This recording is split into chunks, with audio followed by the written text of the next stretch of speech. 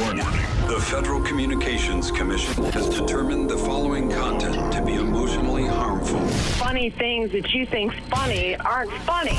Give me cocks all the time. I want cocks all over me. The Alan Cox Show kicks ass, man. Welcome. Show me what you got. You're not going to see a lot of cocks on TV. Alan Cox from the Alan Cox Show. I don't know what it's about you, but I can't even stand your voice. I think you're the biggest asshole alive. It's gonna be a great show. Let's kick it. I'll say kick it, and you'll just kick it with a tasty groove, okay? 1, 2, 3, kick it. Kick it. Come on. God damn it. Could you one time kick it? What the? Alan Cox. Here we go. He'll ad-lib. He'll be fine. It's the Alan Cox Show on 100.7 WMMS.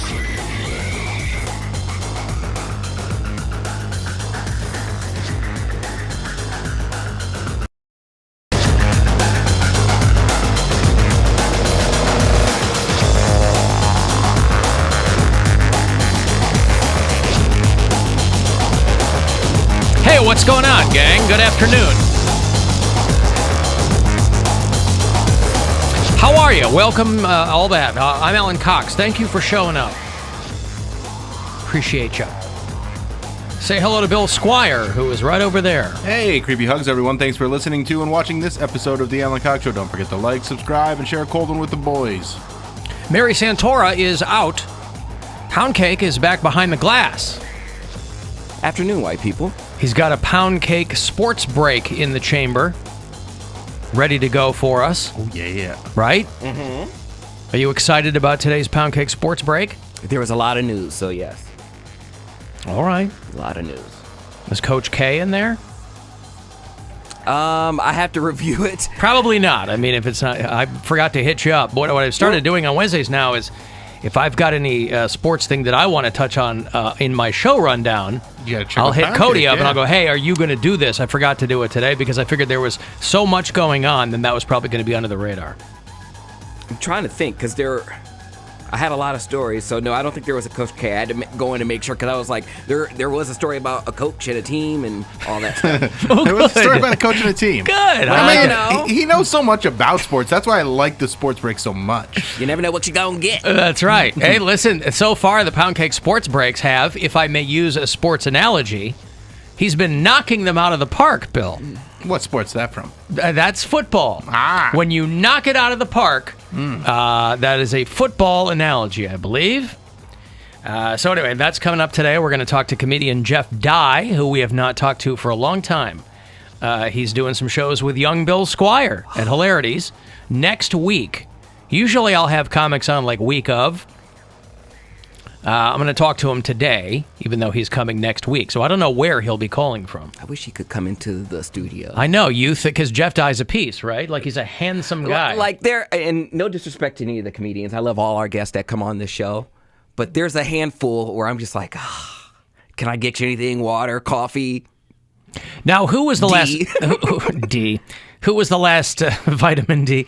Who was the last guest that we had in here? Do you recall? Does anybody spring to mind? God, if you'll pardon the pun. I don't remember his name, but... A comedian? Bill opened up for him. I forget who he was, but he was super tall. And you wanted to open up for him. Oh, he was on the Chelsea Lately show. He came in here. Chris Frangiola? No, the one with the crazy laugh. He used to came... Who was on Chelsea Lately with a... Josh Wolf? Yeah. Oh, Josh Wolf. I don't think I opened for him, but he's also not tall. Okay, well then, like I said, there's only a handful. I don't think he's super tall. I think he might maybe 6 foot tall. That's taller than me. Yeah, again, Jeff Dye's very tall. Yes. So maybe you're confusing them. Maybe I'm confusing the two, but they both have dark hair. They're both Josh Wolf was very cute. It does put the lie to attractive people can't be funny. You know what I mean? None of us have to worry about that. Mm-hmm. But, people will go, oh, if you're too good looking, you can't be funny, because you can't get people to go along with any premise that involves you having problems. Because people think that that's kind of the long and the short of it. People assume if you're good looking, you don't have any problems.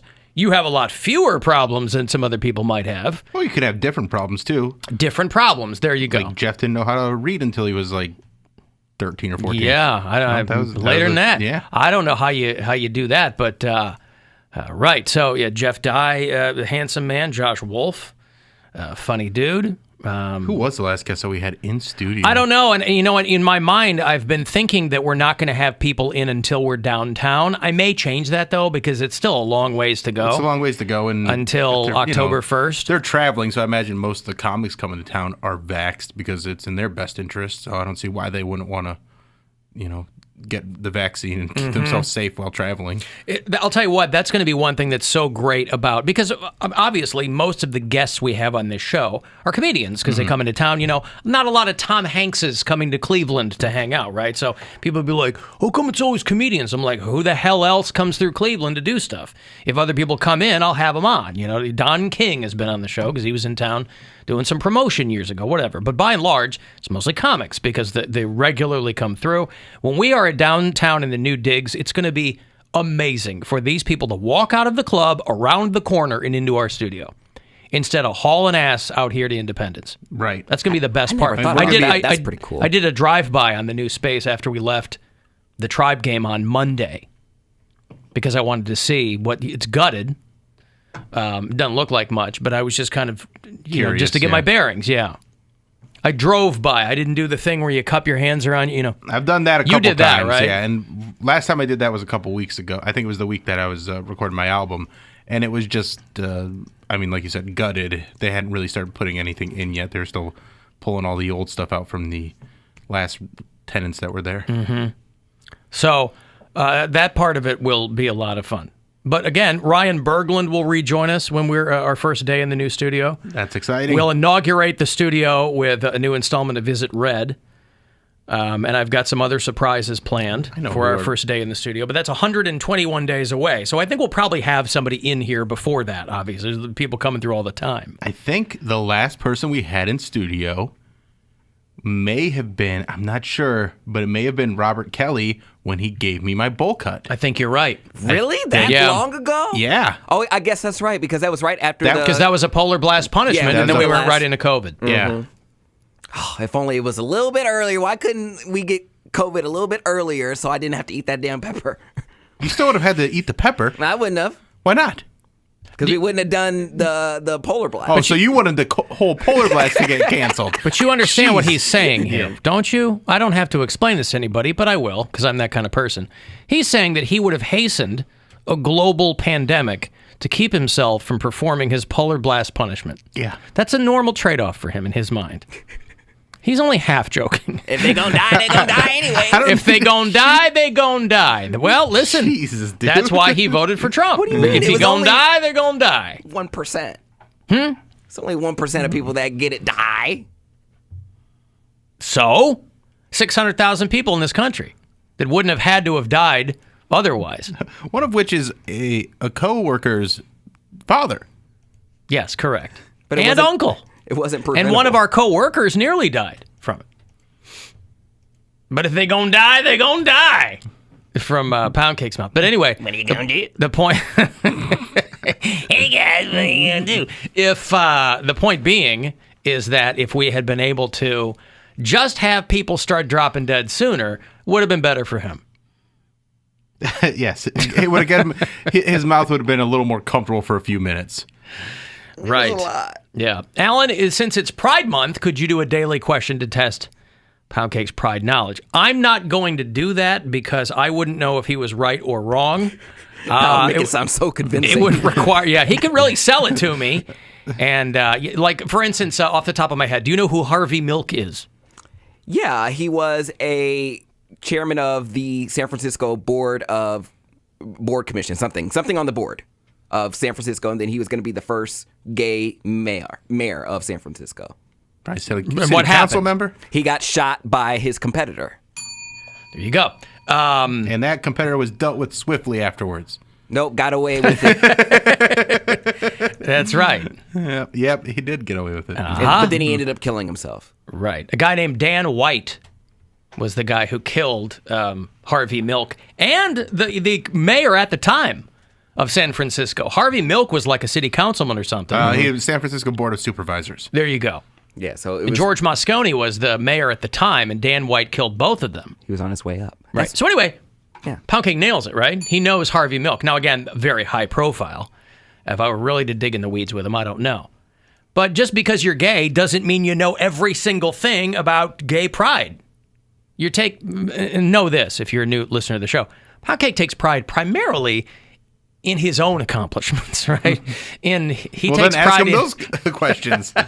he takes pride in himself, huh? I don't remember anything, even stuff that. And I've that's why done.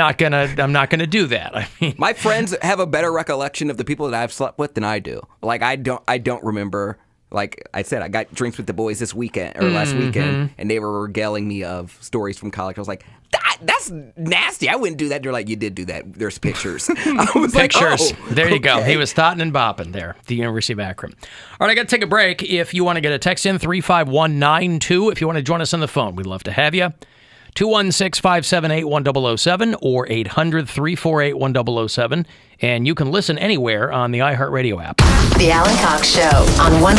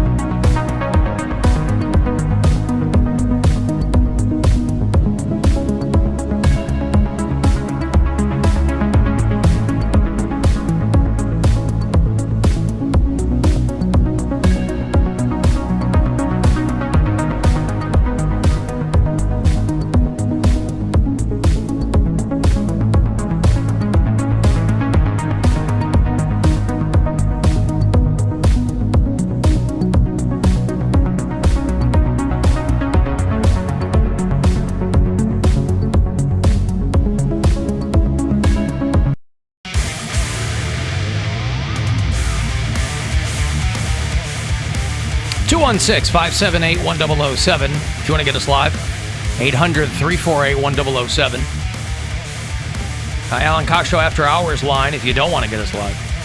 216-986-8903. 35192 is the number to text. We'll get into some After Hours calls throughout the show today. I will have those tickets for you for the Dead Daisies. That's a little super group of guys that have played in a bunch of other bands that go out every so often.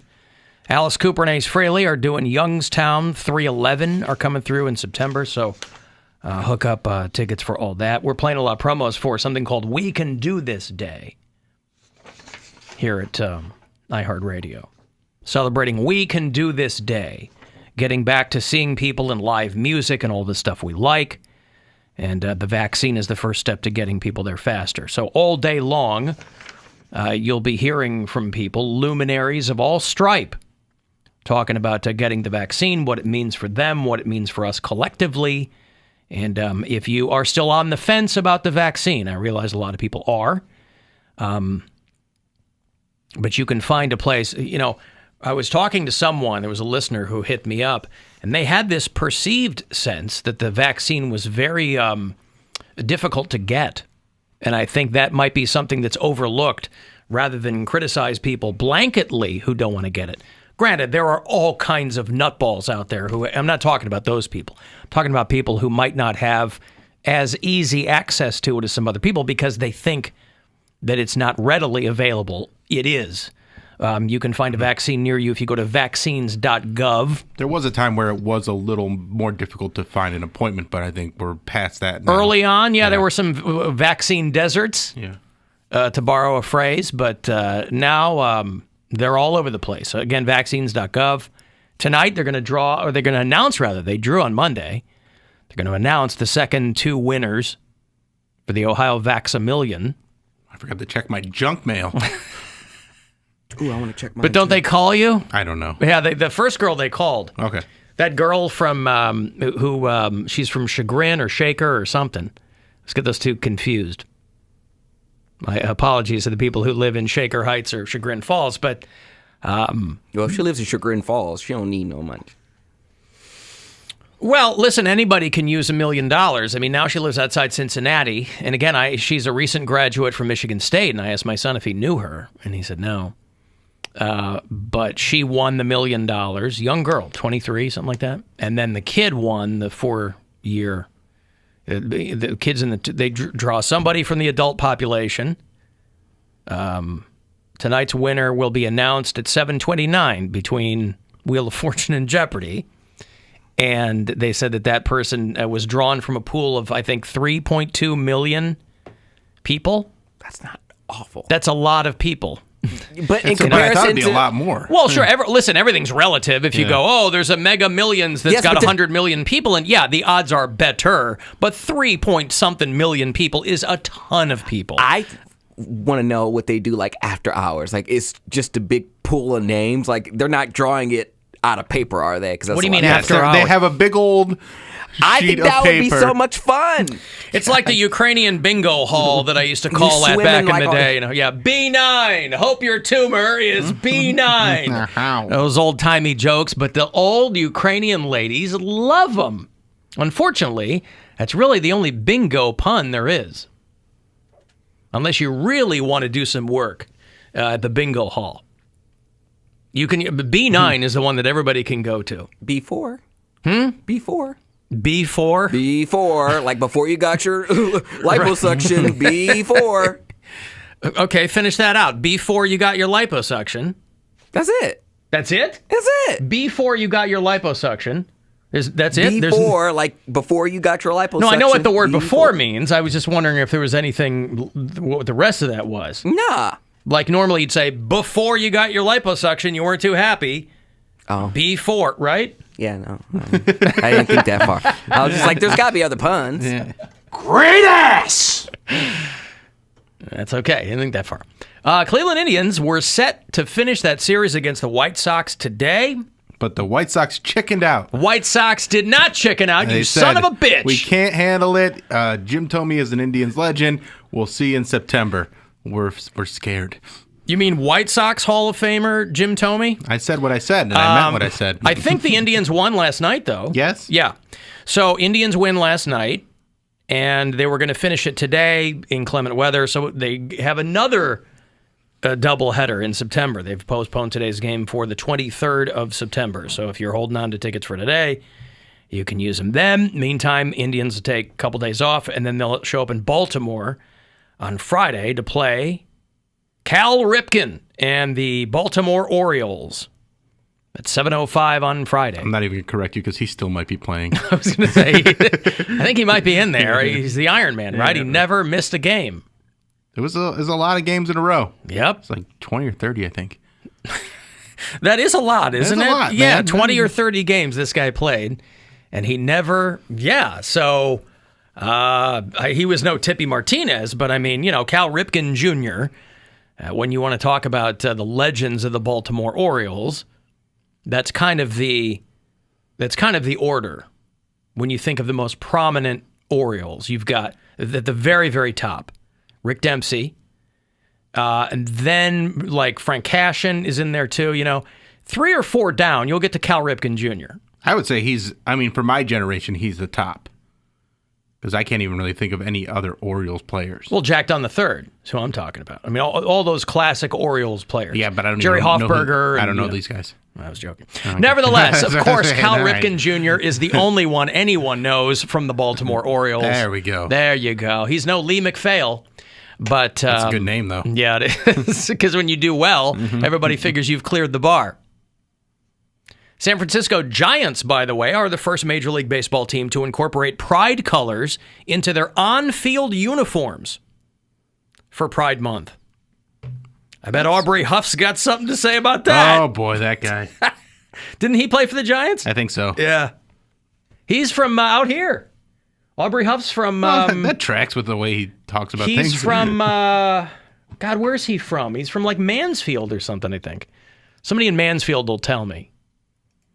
But now again, no big surprise. There would be the Marion, Ohio. Marion, Ohio. Is that by Mansfield? Was I wrong?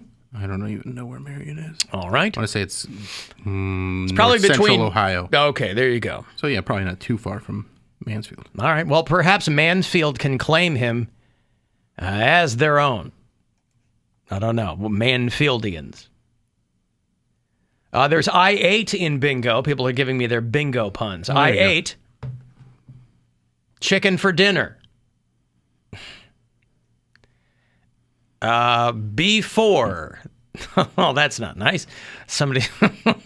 The show was better before Poundcake. Now listen, that's not nice. Come on. You know how we demarcate this show is BC and AC. AC is normally, of course, my initials, but we have before Cody and after Cody is how most people will kind of mentally demarcate themselves from the show. There are people who are Poundcake fans, and there are people who are not. And people don't like me, but you can't get away from me. You can get away from him. There's a large prison in Marion, Ohio, I'm being told. All right? Are there small prisons anymore? Hey, people talk about large prisons. Are there little family-owned prison? Yeah, mom and pop prisons. Honestly, though, there are. It's honest work. Are there mom and pop prisons? There are. Are there? Yeah. Prisons, not jails? Not jails. Not like a local clink where like the sheriff puts you in to get, to dry out overnight. There aren't small prisons. There are small private-owned prisons. Well, they're all privately owned, but I mean... No, there's federal regulated prisons. Yeah, okay. Because that's why everyone's... But there aren't small prisons, are there? I mean, they want to get as many people in there as possible. Exactly, but they have like crazy living conditions. Like a regular prison probably would be, and I don't know this for a fact, but I'm just saying, you might have one bunkmate. But if you have a private-owned, they charge you per bed, so they might have one cell, and they might have 6 inmates in there. So, are you pulling this out of your ass? Because I've never heard of a cell that had 6 inmates in it. I'm not saying that I know of for sure, but that's what they would do. They just charge you by the bed. I mean, you are the only one of us who has a family member currently incarcerated. I have had multiple family members incarcerated. But not currently.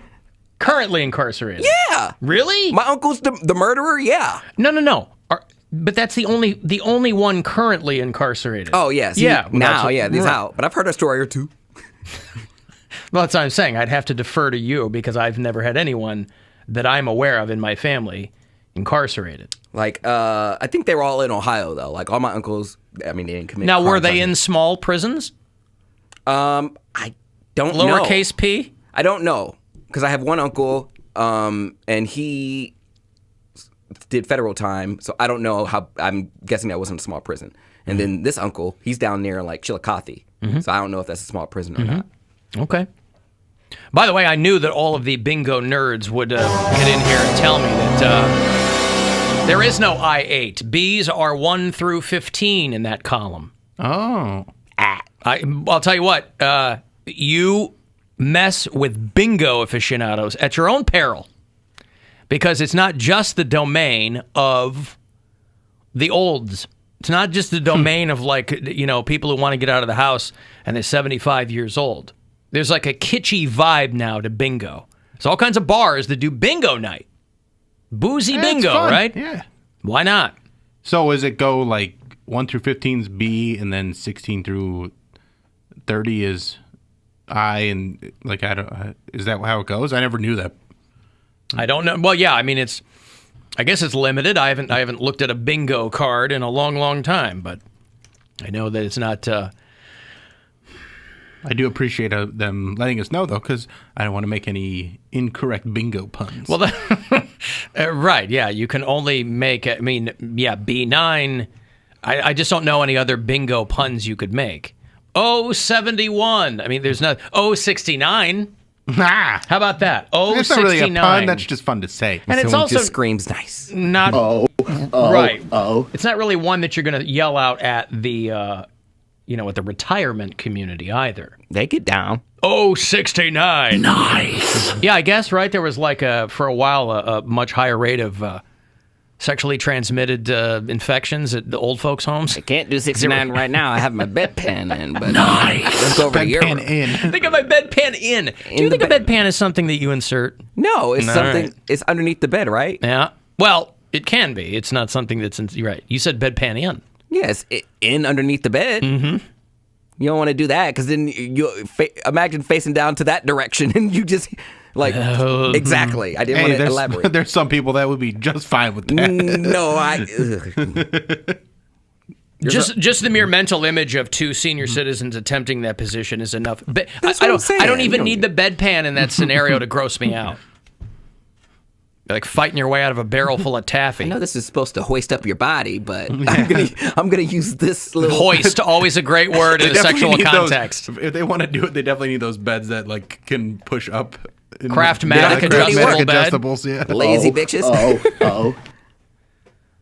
So yeah, my thought is that maybe someone should. And again, I don't know if the bingo numbers are standard numbers that are across every bingo card. If there's an overseeing a bingo authority that deals with these. But I think you could probably make a no small amount of money if you were kicking out like punny bingo cards. Or at least bingo cards that could lead you more. There's nothing you can do with N36. Can't do anything with that. You can B9, 069, a couple. Might be too much to ask. I don't know. You probably can't. Obviously, it's going to be limited. How many letter and number puns you can make. B is 1 through 15, I is 16 to 30, N is 31 to 45. Well, there you go. I see what's going on here. O is 61 to 75. And for the people who suspect that Mary is not here today because she won the $1 million, that is not You're correct. Make sure you go to her Instagram and congratulate her. There you go. Instagram story right now, and make sure you say, hey, congratulations. Make sure you read everything, and then congratulate her for being a newly minted millionaire. You know what? Don't even read anything. Just make a video of you congratulating Mary on winning the Vax-A-Million, and just tag her in it on your story. There you go. And we'll see how many people. That's all you need to do. Yeah. We still get the prank her some way. Alan Cox Show After Hours line. You can always leave us a message. It's 216-986-8903. Hey, Alan, hate the show. This is Scott in Brunswick. I've got a question for Bill.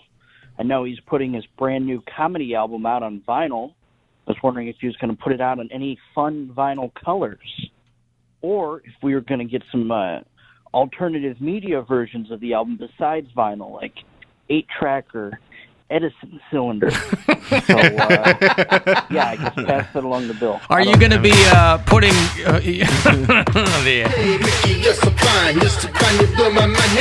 Will this be on the album? If I can get the rights to it. Yeah, okay. Will you be putting it out on like wax cylinders or anything like that? I mean, we're probably gonna do like a colored vinyl, just because you can kind of. I don't believe that's the preferred nomenclature these days, Bill. A vinyl of color. There you go, vinyl of color. And so I think we'll probably do something like that. I'm shooting the cover art this weekend. I had the album's called Bam Bam because my mom called me that as a child because I'd break everything. A little nod to the Flintstones. And so my brother-in-law's dad made me a big old club, and it's cool. I sent you guys a picture. Yeah, it looks like Lucille without the barbed wire. Yeah, but it's like Lucille's just a regular bat. This thing is gigantic. It weighs like, it's pretty heavy. It's got some girth to it. Yeah. It's a very girthy bat. Yeah, so we'll do the photo shoot either early this week or next week, and then start making the plans for the release, and then we're going to do the vinyl in the fall. So, did you see his bat in that photo he sent, Poundcake? Yes. Yeah, because the head of it is much bigger than the shaft of it, right? Correct. Yes.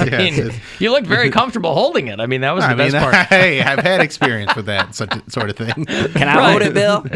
No, you can't hold it. It's his bat. You can try. He's Bam Bam, not you. You're Boom Boom. He's Bam Bam. Boom Boom. Boom Boom.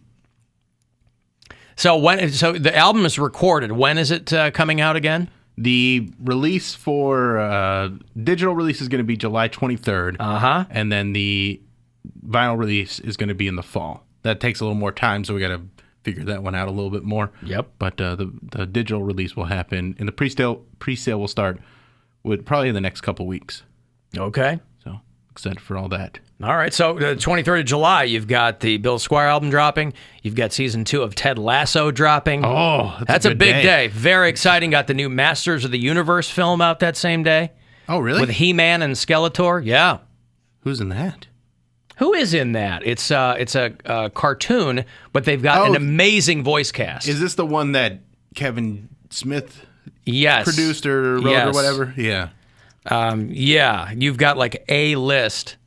It's Masters of the Universe Revelation is what it's called. And you've got, I think that's the one where you've got some A-listers in it. Well, you got Kevin Conroy. He was Batman in the animated series, but Sarah Michelle Gellar. Yeah. Mark Hamill as Skeletor. That's great casting. Yeah.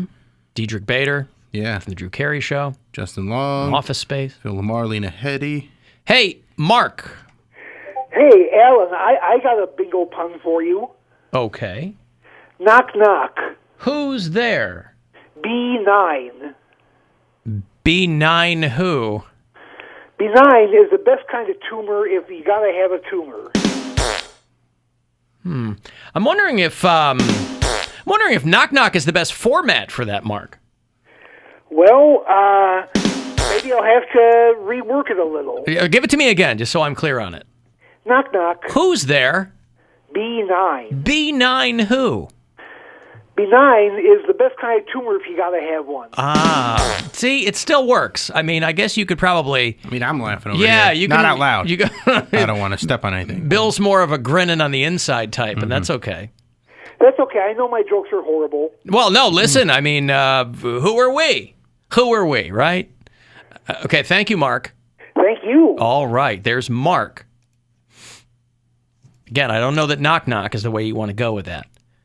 But maybe he's around, maybe his grandchildren or nieces or nephews or something. Knock Knock is the premier joke format for any kid. You think so? Oh, my God. It's because it's so malleable. Even if you're doing a cancer joke? Knock, knock, who's there? B9. I'm going to try it on my daughter tonight when I give her a bath. Knock, knock, who's there? B9. B9 who? Now, granted, she won't know what bingo is. She won't know what a benign tumor is. She won't, But that'll be the true test of if it's funny. If she doesn't understand any of it and still laughs. That's the true test. Sometimes I feel like a little kid will just laugh at a knock-knock joke just because they know that they're supposed to laugh at the end. Right. To be like, that's funny. Like, why is it funny? I don't know. It was fun. Yeah.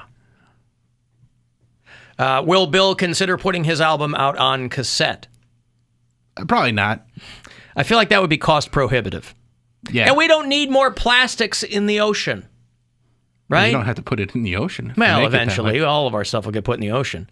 I was reading about some Filipino scientist who dove into, or was in, obviously, some conveyance. He went to the third deepest trench of water on the planet. He went to the bottom of the third deepest trench on the planet and found plastic. Dang. Yeah. So, anyway, that's fun. Yeah, that's fine. It's doomed. It's a good time. I've got a break. If you want to get a text in, 35192. To do that, you can watch live if you like. You go to alancoxshow.com, and we'll be back after this. It's the Alan Cox.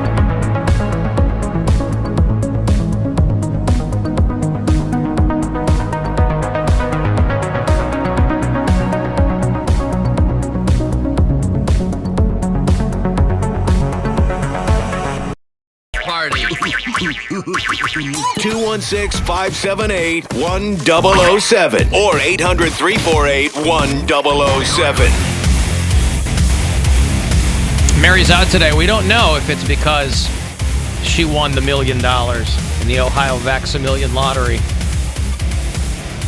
The third and fourth winners of which be announced tonight around 7:29. I guess that's when they do the weekly Ohio lottery drawings. Anyway, the drawings. 35192 if you want to hit me up here by text. AlanCoxShow.com for everything else. You get the Bill Squire Show there. You get the Poundcake podcast there. We got the Poundcake Sports Break later on today, right around 5:20. That pops up on Wednesdays. You're able to watch live, of course. Thank you to Skippy Junklebong, who's helping back in our video offices today. It's my understanding his first name is actually Thurston, but as you might expect, prefers Skippy. It's just more fun. Jaunty. You ever known a Skippy other than the peanut butter magnate? Oh, wait, no, I have not. I've known a Dusty, just that not one. a Skippy. You've known a what? I've known a Dusty, but not a Skippy. A Dusty. Mm-hmm. All right.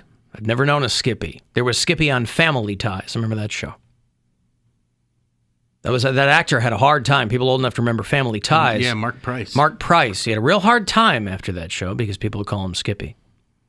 He was living in a gilded cage there for. I think he was a comic for a while. Or trying his hand at stand-up. He did it for a while. He's come through, I think, the Funny Stop a few times. And there you go. We have a lot of bureau chiefs. Speaking of the Vax-A-Million, we have a lot of bureau chiefs in West Virginia, West by God, Virginia, which is a beautiful state if you've driven through it, or if you've gone to college there. Perhaps go Mountaineers. We have DJ in Newton, West Virginia. We have Pam in Huntington. We have Wade in Weirton. We've got Margot in Peterstown. A lot of people who listen on the app from throughout West Virginia.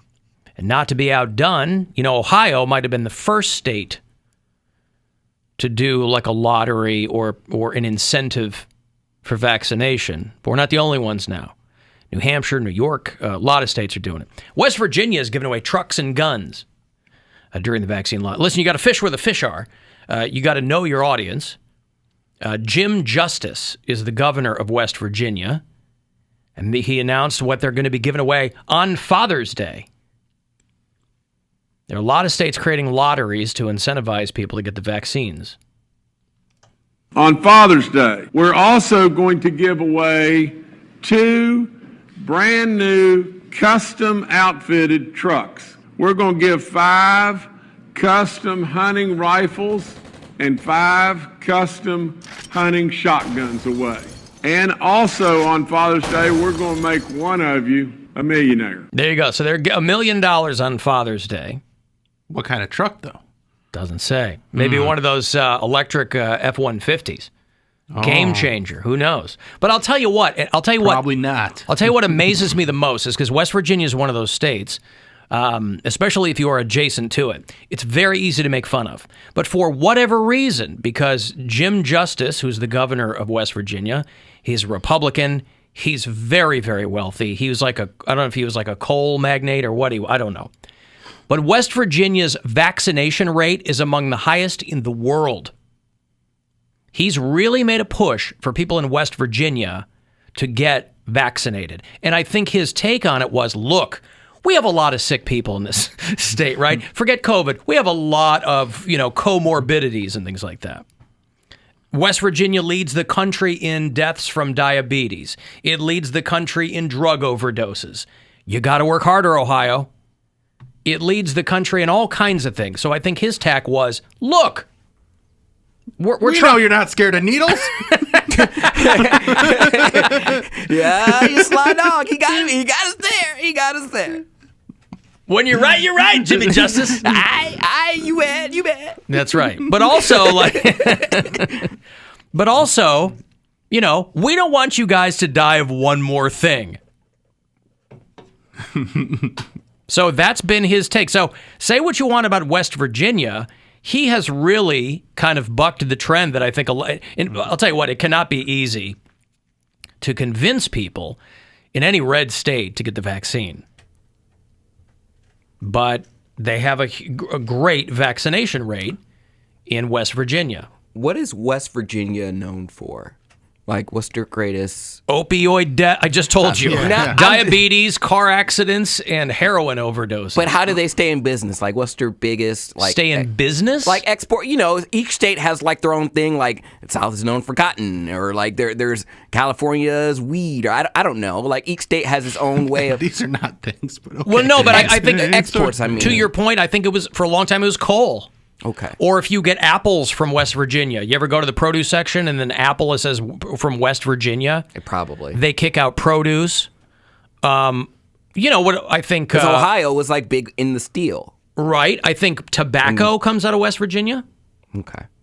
Because it's a hole. I just wanted to know what they were known for other than all the bad stuff. What's a hole? West Virginia? Yeah. A hole. This guy, it's a hole. Which part of West Virginia were you in? All of it. No. You just drove through? I just drove through. I was like, I never, ever, ever, ever want to live here, ever. Well, no, but what I'm saying, like, West Virginia is a beautiful state to drive through. There's nothing in West Virginia that I can't get in Ohio. Other than hills and mountains, you mean? There's once you cross the line, the topography completely changes in West Virginia. That's how you know you're in a different state. Like, oh my God. Now, granted, at the bottom of some of these mountains, there is a trailer by itself way out there in the distance. You're like, there's something going on in there, and I don't know what it is, but it probably ain't good.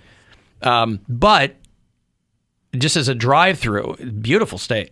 But I had no idea that their vaccination rate was so high. That would have been. I'm shocked by that. That would have been the last state I would have assumed. I would have thought that someplace like New Hampshire or maybe. I think Connecticut has like the highest in the country, something like 65%. But think about that. 65% is the highest in the country. They're like, no, we just can't break. And that's, Trying to get that free beer from Bud Light. Come on.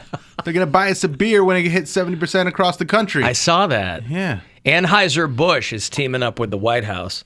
They're doing free beer. And again, all these incentives could potentially backfire because down the road, when you need to get a booster shot, they're going to go, more incentives. Well, what do I get? Keep incentivizing me. I'll keep boosting if you keep giving me free stuff. Yeah. And you got to up it. I want 2 beers next time.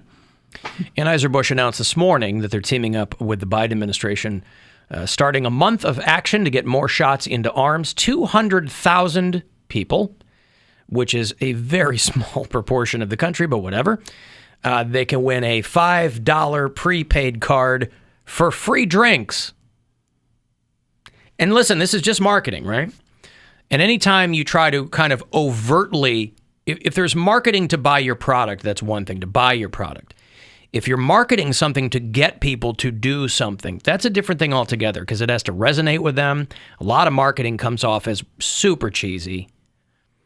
In West Virginia, they're going the trucks and guns route. Trucks and guns, hey. But there are a lot of people. It works. They're like, "Well, you think I'm all about trucks and guns?" There are people who live in West Virginia couldn't give a fat frog's ass about trucks or guns. I'm an arrow hunter, a bow hunter. I'm a bow man. Yeah. You get me a compound bow, then we'll talk. I'll shoot that vaccine right into my arm from 100 yards. That's right. So, if you're an Anheuser-Busch beer fan, you upload a photo of yourself in your favorite place to grab a beer. So it would be you by your fridge. And they're shooting for July 4th, obviously. 63% of the entire country's population has gotten at least one dose. That's pretty good. It's pretty good. It could be better, but yeah, it's somewhere. It's better than 20%. If the highest state is 65%, and the country is at 63% as a whole, getting at least one shot, I feel like that's good. And they don't have two. I mean, this beer thing is to get the country to 70%. So you're almost there. Yeah.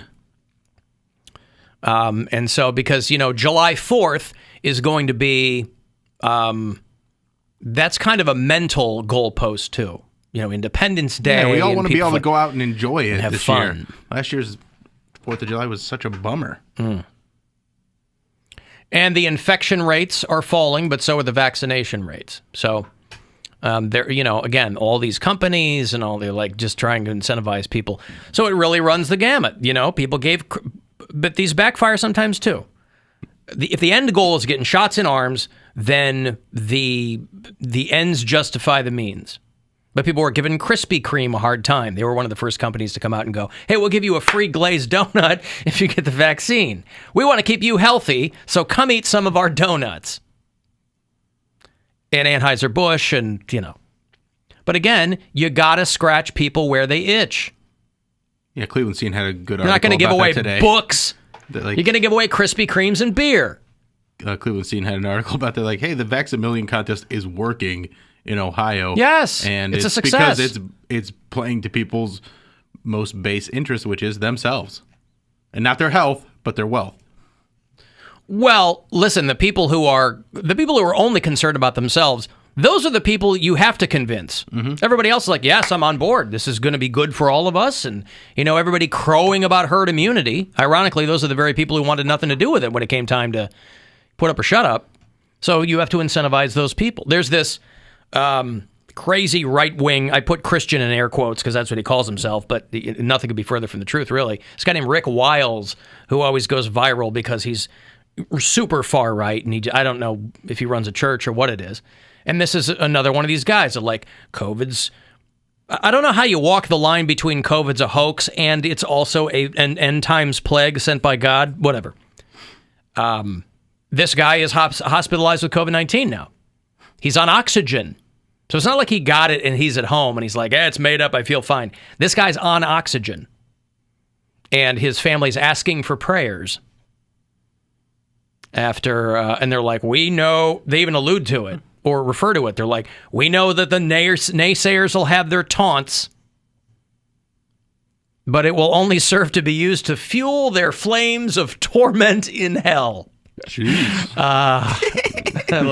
But here's this guy talking about how, he's not going to get vaccinated. So, well, I'm not getting vaccinated because it's all nonsense. I'm going to survive a global genocide.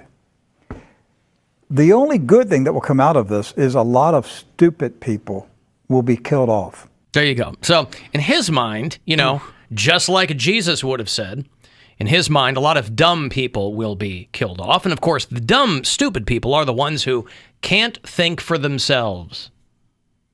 Well, now this guy has COVID-19 and he's on oxygen. That doesn't mean he's going to die, but it doesn't mean he's doing well. So this is one of those things where it's like, if you're somebody who watches this guy, believes this guy, whatever, if he comes out of it, you're vindicated. He's like, see, told you. But if you die, I assume people fall back on like, well, the Lord works in mysterious, But is it also it's weird. One of those things where is he going to be vindicated if he gets through? If he had to go on oxygen and like go through all that, is he really? I mean, he'll probably not see anything differently, but there's got to be people around him be like, all right, this is way more serious than I thought. Well, listen, I don't believe that, this guy aside, I don't believe that the people who operate around this guy or whatever his company is, I don't believe that half of those people believe this nonsense anyway. It's their paycheck or whatever it is. So they might, turn a corner. But there's no there's no benefit for dudes like this changing their mind.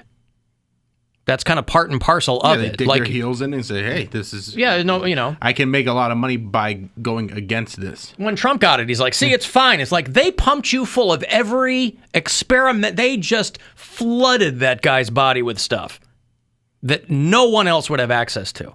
And you come out of that and go, that's fine. Yeah, well, sure, if we were all in line for whatever you got. But yeah, so this guy, again, I don't wish ill on anyone, but obviously there's a lot of people looking at this and going, ha, ha, ha, ha.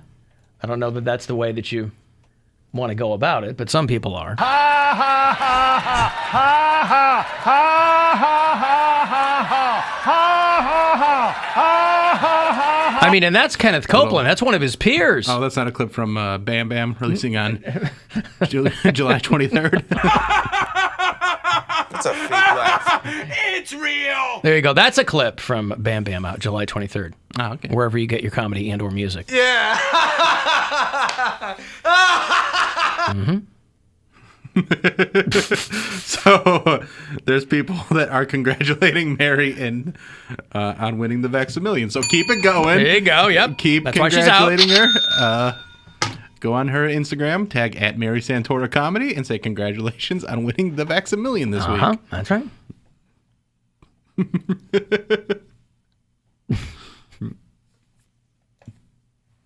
So, anywho, that guy is, I don't know how well he's doing, but he's not doing great. And there are people that are saying, I can't be down with the I hope you die people. Some people go right to, hey, good. That'll learn you. Yeah, you get what you get, and you don't complain. You can either accept science and face reality, or you can believe in angels and live in a childish dream world. Science is like a blabbermouth who ruins a movie by telling you how it ends. That's right. I like the second part of the Flanders thing, too, though. Yeah. We say, there's some things that we don't want to know. Important things that we don't want to know. Yeah, there's just FYI here near the top of the show. There's going to be a lot of Simpsons clips today. It's just how it laid out, all right? It's just how it happened, that the things I want to talk about. The show's been on for 30 years. Everything dovetails into it, right? And it's just so relevant. Unicorns or sea monsters or leprechauns. Oh, that's a bunch of baloney, Lisa. Everyone knows leprechauns are extinct. Look, you can either accept science and face reality, or you can believe in angels and live in a childish dream world. Science? What's science ever done for us? TV off.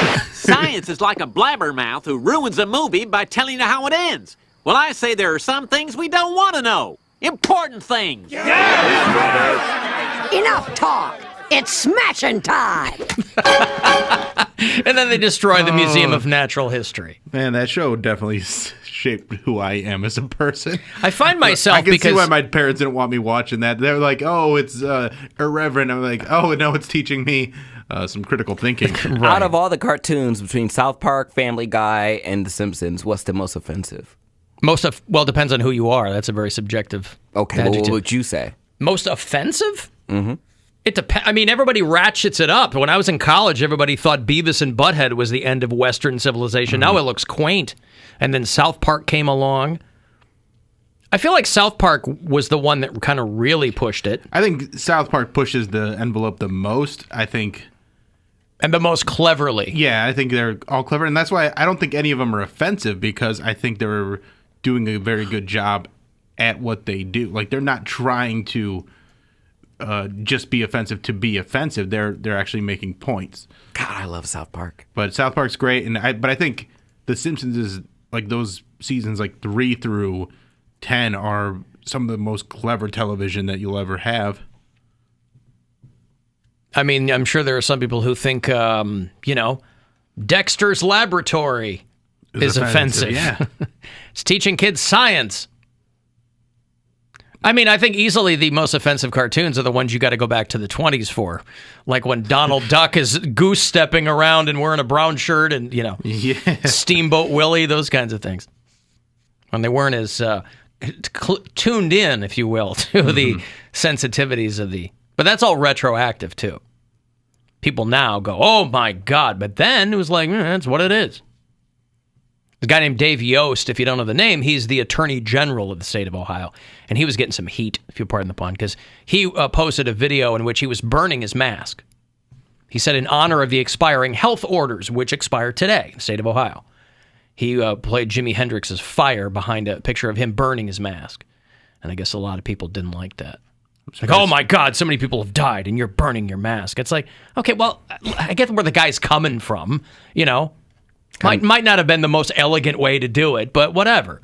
I felt like a horrible person yesterday because it was the first day of Pride Month and I had Chick-fil-A.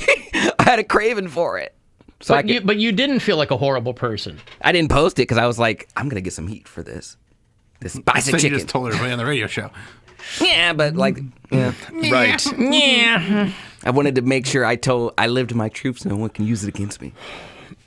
Right, but then you didn't feel like a horrible person. Oh, you weren't just worried people were going to give you... No, because you've always said, I want to taste the hate. But you're very happy to eat Chick-fil-A. You can't go back on that now. I wouldn't say I'm very happy, but it's just that's my chicken of choice, and I'm mad that it's my chicken of choice because they're hateful. All right. Why couldn't they just be a loving chicken? Why it got to be... I'm just saying. I understand. Why couldn't they just be a loving chicken? Now I'm I had a conflicted. neighbor, by the way, in Ohio City that was getting in trouble for that. For what? Loving chicken. Oh. See what I did there? Mm-hmm. Nice. All right, I got to take a break. Congratulations on your Chick-fil-A, by the way. I have to take a break. I will have those tickets for you to check out the Dead Daisies, kind of a rotating cast of rock and roll superstars in this band. They're going to play September 14th at the Agora on the new tour. So if you want to check out Dead Daisies, we'll have those after this break. 35192 if you want to text for anything, and you can listen anywhere on the iHeartRadio app.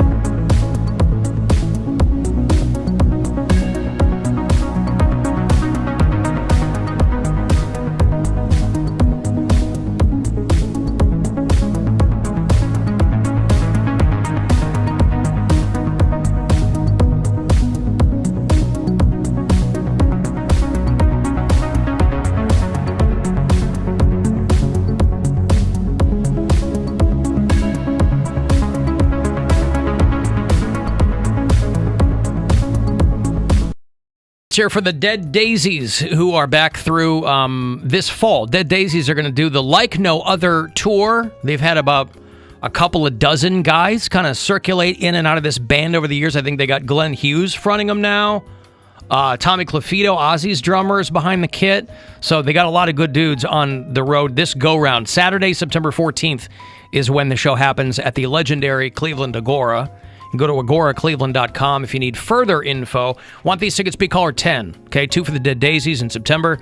216-578-1007 or 800-348-1007. Listening to the Alan Cox Show may cause fits of rage, uncomfortable muttering, and confused arousal. Listener discretion is advised. This is 100.7 WMMS. We're talking about something called We Can Do This Day, all day today.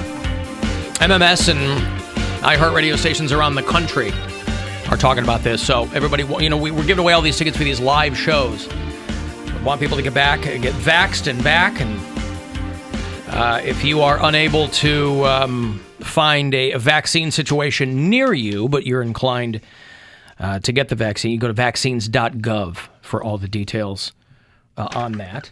Mary is appropriately confused why everybody, at our insistence, is congratulating her for winning the Vax-A-Million, being chosen this week. Again, she's out today, so we assume that's what it is. But she's not here because she won. Oh my God, I just heard. Congratulations, Mayor. I'm so excited for you on winning the $1 million.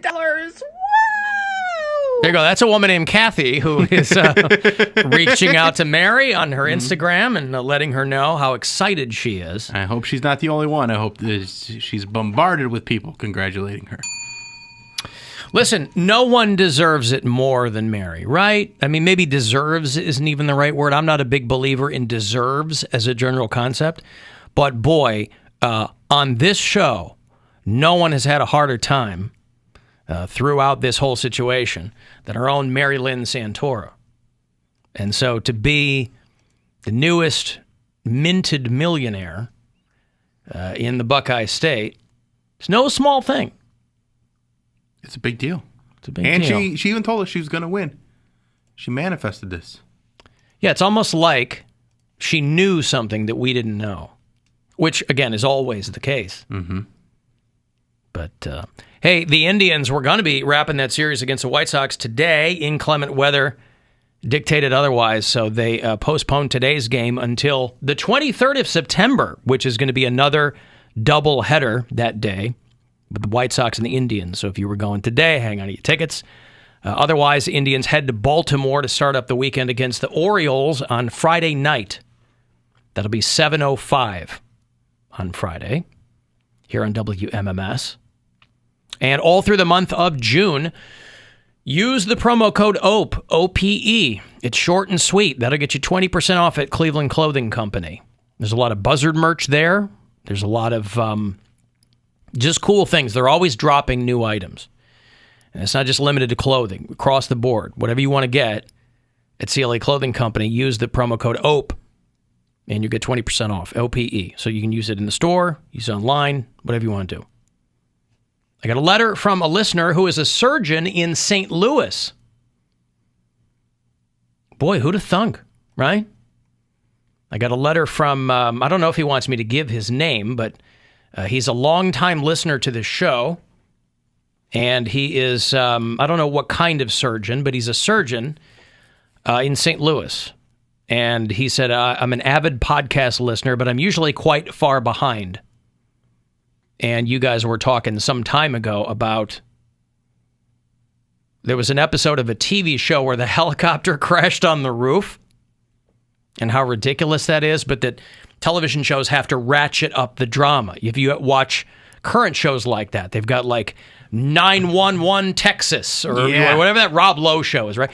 They always have to ratchet up. Lone Star. They got to ratchet up. I think that was an ER episode or Grey's Anatomy that you were talking about with the helicopter crashing. Yep. For a while, those were your two premier medical dramas. Now they've got a whole, they got Chicago Fire PD, Chicago water treatment facility. I don't know where they got all these weird shows. They're all based in Chicago. I don't know why. They're not shot there. I mean, they shoot the exteriors, but that's about it. And this doctor, Chicago Waste Management, yeah, referred to an article from 2002 where there was a helicopter crash at the Cleveland Clinic that killed 2 people. Helicopter crash in the courtyard. Anybody remember this? This was way before I was here. But a helicopter that was on its way to pick up a patient crashed and exploded. Oh my God! No, I don't. In the hospital courtyard. In 2002, what month? This was January of 2002. The crash left a trail of broken windows from the 12th floor of a tower at University Hospitals. It had lifted off the roof just after midnight when it apparently veered back into the building. Whoa. Over in University Circle. People who were nearby heard the explosion, felt the fire, and the pilot and a flight nurse were killed, and the medic on board got very, very badly burned. But I'd never heard of that. It was way before my time here. But I mean, I wasn't. I was around, but I don't remember it. Yeah, I was 10. Yeah. So thank you, Dr. Shake. I'm going to say Shake. I'm probably mispronouncing that. But thank you. Boy. That's a good name, though. Dr. Shake. Dr. Shake. Yeah. I like St. Louis. I was on in St. Louis for many years, and I'm a fan of that town. Speaking of St. Louis, who had Ellie Kemper on their cancellation bingo card this week? We'll circle it back around to bingo. Ellie Kemper. This is such a weird story. Who is Ellie Kemper? Ellie Kemper was on The Office. She's on Unbreakable Kimmy Schmidt. She was on... What else was she on? The Office wasn't her first thing, was it? I mean, those are like her biggest things. I think she's had like guest starring roles on other things, but her biggest things were Unbreakable Kimmy Schmidt and The Office. And by all accounts, she's pretty much in real life the way she is on camera. She's just a regular redhead, kind of bubbly, she's... Well, somebody dug up some photo from when she was 19 years old in St. Louis and some debutante ball for some long-running organization that's being accused of having its roots in the KKK or something. This woman's 41 now. First of all, this is on her Wikipedia page, so it's not like somebody must have gone on her Wikipedia page and said, "Ooh, I wonder what that is," and then dug in. Mm-hmm. Who digs into stuff like that? Everybody. This is what people do. This is what people do now, and this is what turns people off. There is a line where... When people talk about woke culture, there is a line where if you are approaching people in kind of a commonsensical way about trying to treat people the way they want to be treated, that kind of end of the woke spectrum, you can get people to come along.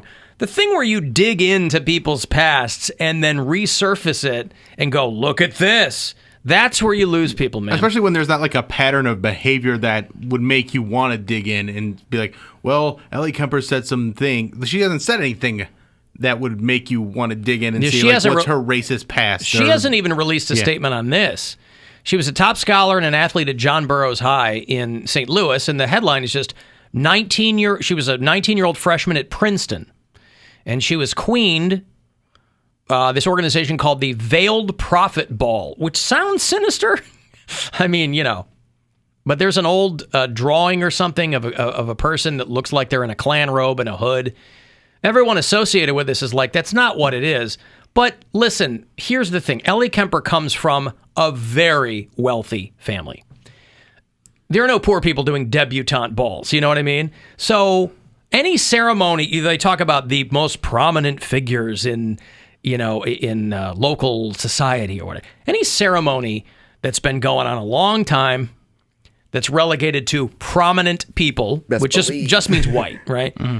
You go back far enough. There were no prominent black families. I mean, it might have had one or two, but anything that goes on that long, for 100 years or something, it's going to have a questionable history.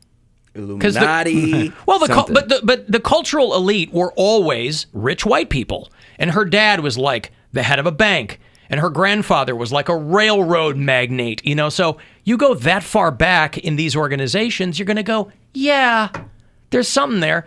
But Ellie Kemper, she's like, I just wanted to dress in a pretty dress. I was 19. I was 19 wearing a pretty me? dress, and then I like people like, well, that's no excuse to go through. It's like I think it's a pretty like when I was 19, I just kind of went along with what my parents were saying. I ended up in the Philippines because of it. Yeah. So Right. it's not necessarily all that outrageous for someone that's 19 years old to participate in a debutante ball and not do all the research on the organization that's putting it all together, especially what year was it, 1999, and be able to go, well, we know that this is a real bad organization.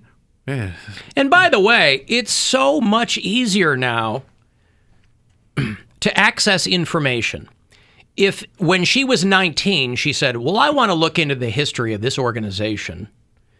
You got to pull out microfiche. You go to the library. You're pulling out the microfiche. You know, you don't get a pat on the back now because you did a couple of Google hits and you're like, oh, look at this. That requires no effort whatsoever. It just, you came on something that happened to be there and you go, oh, look at this. But then the headline becomes, Ellie Kemper was a KKK princess. I used to feel so smart back in the day, like Harriet the Spy. I would go through all the bookcases. I'm just like, what is Harriet the Spy? It was like a TV show. It was actually Nickelodeon's first ever feature film. Okay. So the first feature film that they ever produced. This was live action? Yeah. Harriet the Spy. And I just used to walk through the bookshelves. I'm just like, all right, so who are we getting opposition research on today?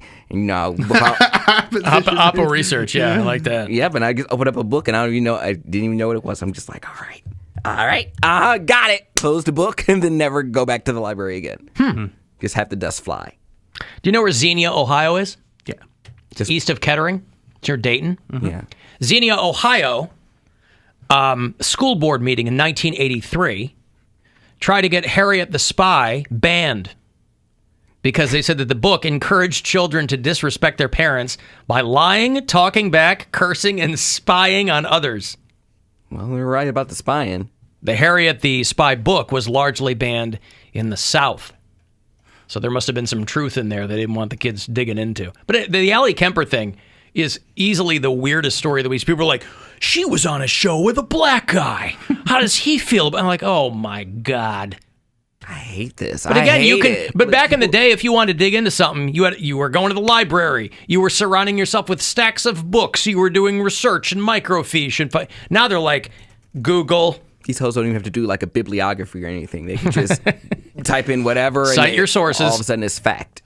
So she hasn't released any kind of statement yet because I'm sure she's trying to figure out, like, how the hell do I respond to this? But the Veiled Prophet Ball.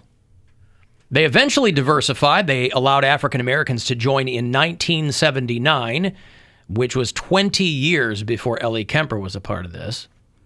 But yeah, she was 19 years old when this happened. There's old photos of her and whatever, and it's not people walking around in hoods. But again, debutante balls exist. This kind of thing exists in every city's high society, which is largely white people. So if you want to paint it with that brush, it's not hard to do. And St. Louis is a very segregated city. You know, I feel like, too, I've lived in Cleveland long enough and coming from a city that's extraordinarily segregated. Chicago is a very segregated city. I might sound stupid saying it, I don't feel like Cleveland is a crazy segregated city. I mean, it's definitely got its... No more than any other city. I mean, yeah, well, that's what I'm saying. Yeah. But I mean, like, you know, some cities are very like, don't go south of 95th, that kind of thing. I mean, people make don't go that south kind of of stuff 8 Mile. Going to East Cleveland or East Cleveland. But even East Cleveland is more diverse than people give it credit for. Right, I agree. It's just a bad area. It doesn't necessarily mean a black area. Well, but because even you can't get to a highway. But but that's endemic to the whole area. You know what I mean? There's no beltway or anything like that. But boy, I would have never thought Ellie Kemper was going to pop up on my radar as being. I don't think anybody's going to paint her with the KKK princess brush. Yeah, I saw that. When's that trending on Monday or like Sunday? It's a couple night? days old. I was just like, I sat on it because I was like, here? I want to see what she's going to say. And as of today, she hadn't said anything. Alan, when you were learning how to drive around like Chicago, did your dad ever tell you like don't stop at like this certain neighborhood's traffic lights, like just go through them? No. Okay. Because again, I'm from the north side and the south side and the west side where you just kind of didn't, unless it was you had a specific destination in mind, you just weren't going that far south. Okay. I think it's like any other place where people live. You're kind of in and around your neighborhood. Yeah, you know, well, there are people in Cleveland who never go to the east side. I live in the west side. People who never go to the east side, and vice versa. They would get lost. You know, when I get lost in the east side. I have listeners who hit me up and go, "Hey, I'm going to be in Chicago for the weekend. Where are some good places to go?" Which I can't. I always tell them, I go, I can't give you 2 or 3 places because there are a billion places you could go, right? Mm-hmm. But also, I always say, where are you staying? Because they'll go, hey, I'm going to be in Chicago for the weekend. Where are you staying? Libertyville. Okay, that's an hour outside the city. I don't know the suburbs. So when people are like, oh, I've got a cousin who lives in Oak Park, I go, I literally have to tell you, once I get outside of the city, I need GPS. I will get lost. I don't know my way around the suburbs. But as far as like north and south goes, when I was in college, I lost my wallet or something, and I was on the pretty far south side, and I had to get on a bus, I had to switch to a train, a whole bit. And I'm just like, and this was like 10 o'clock at night. I'm south of MLK. So, and I'm like, well, I could walk to downtown. That'll take me an hour, but I really didn't have much choice. I can try to get on the first bus I see, and then I realized that my transfer had expired. And so I'm like, okay, I've literally got to walk to downtown from the mid-south side. And yeah, I was pooping my pants because I didn't really know my way around. I knew which direction to go because it's a very gridded city. So I'm like, just walk north and you'll hit downtown. Yeah, I did, but man, my hole was clenched the entire way.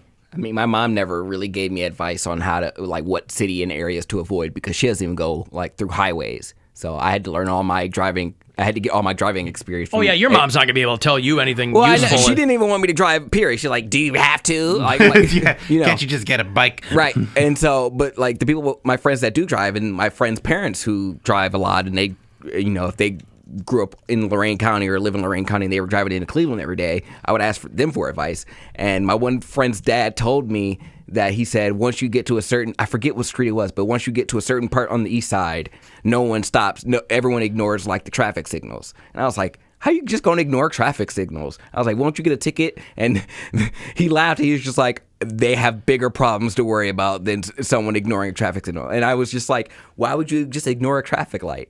And they were just like so dumbfounded that I didn't realize what they were talking about, that it was so bad that you don't want to sit and wait because someone will come up to your car and get in.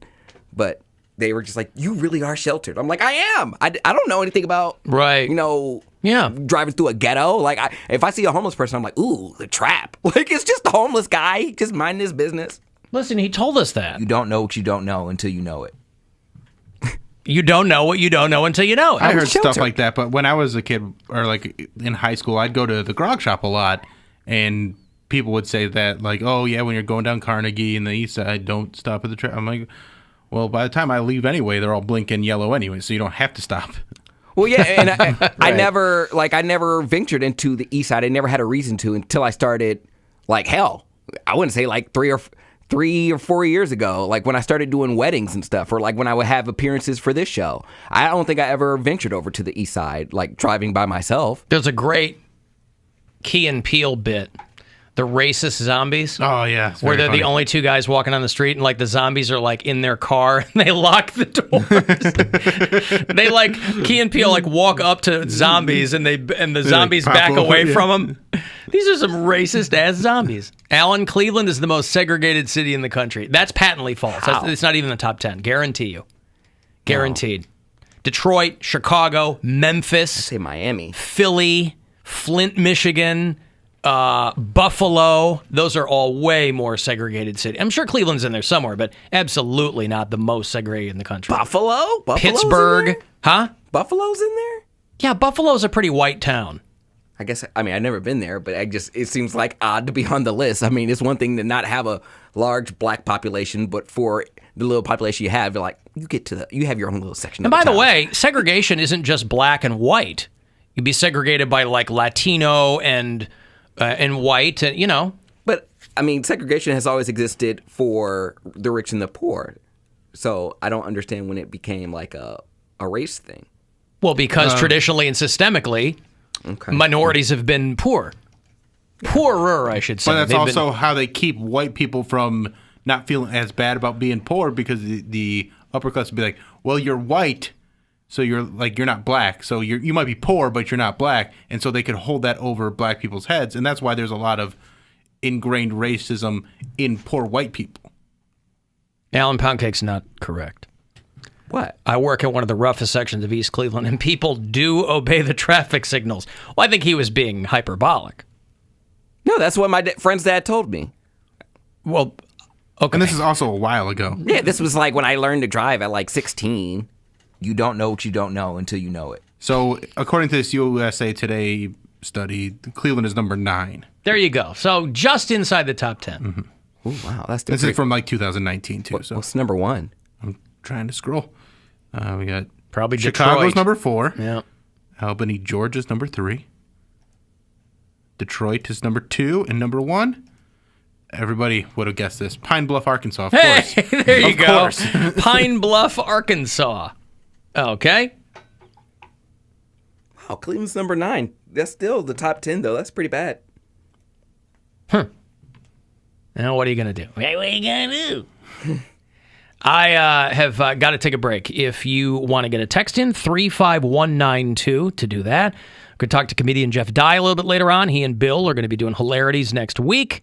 I'll have 311 tickets for you around 420. Get you hooked up for Alice Cooper later on. Got the Poundcake Sports Break still ahead as well. And you can listen anywhere on the iHeartRadio app. For too long, our live music.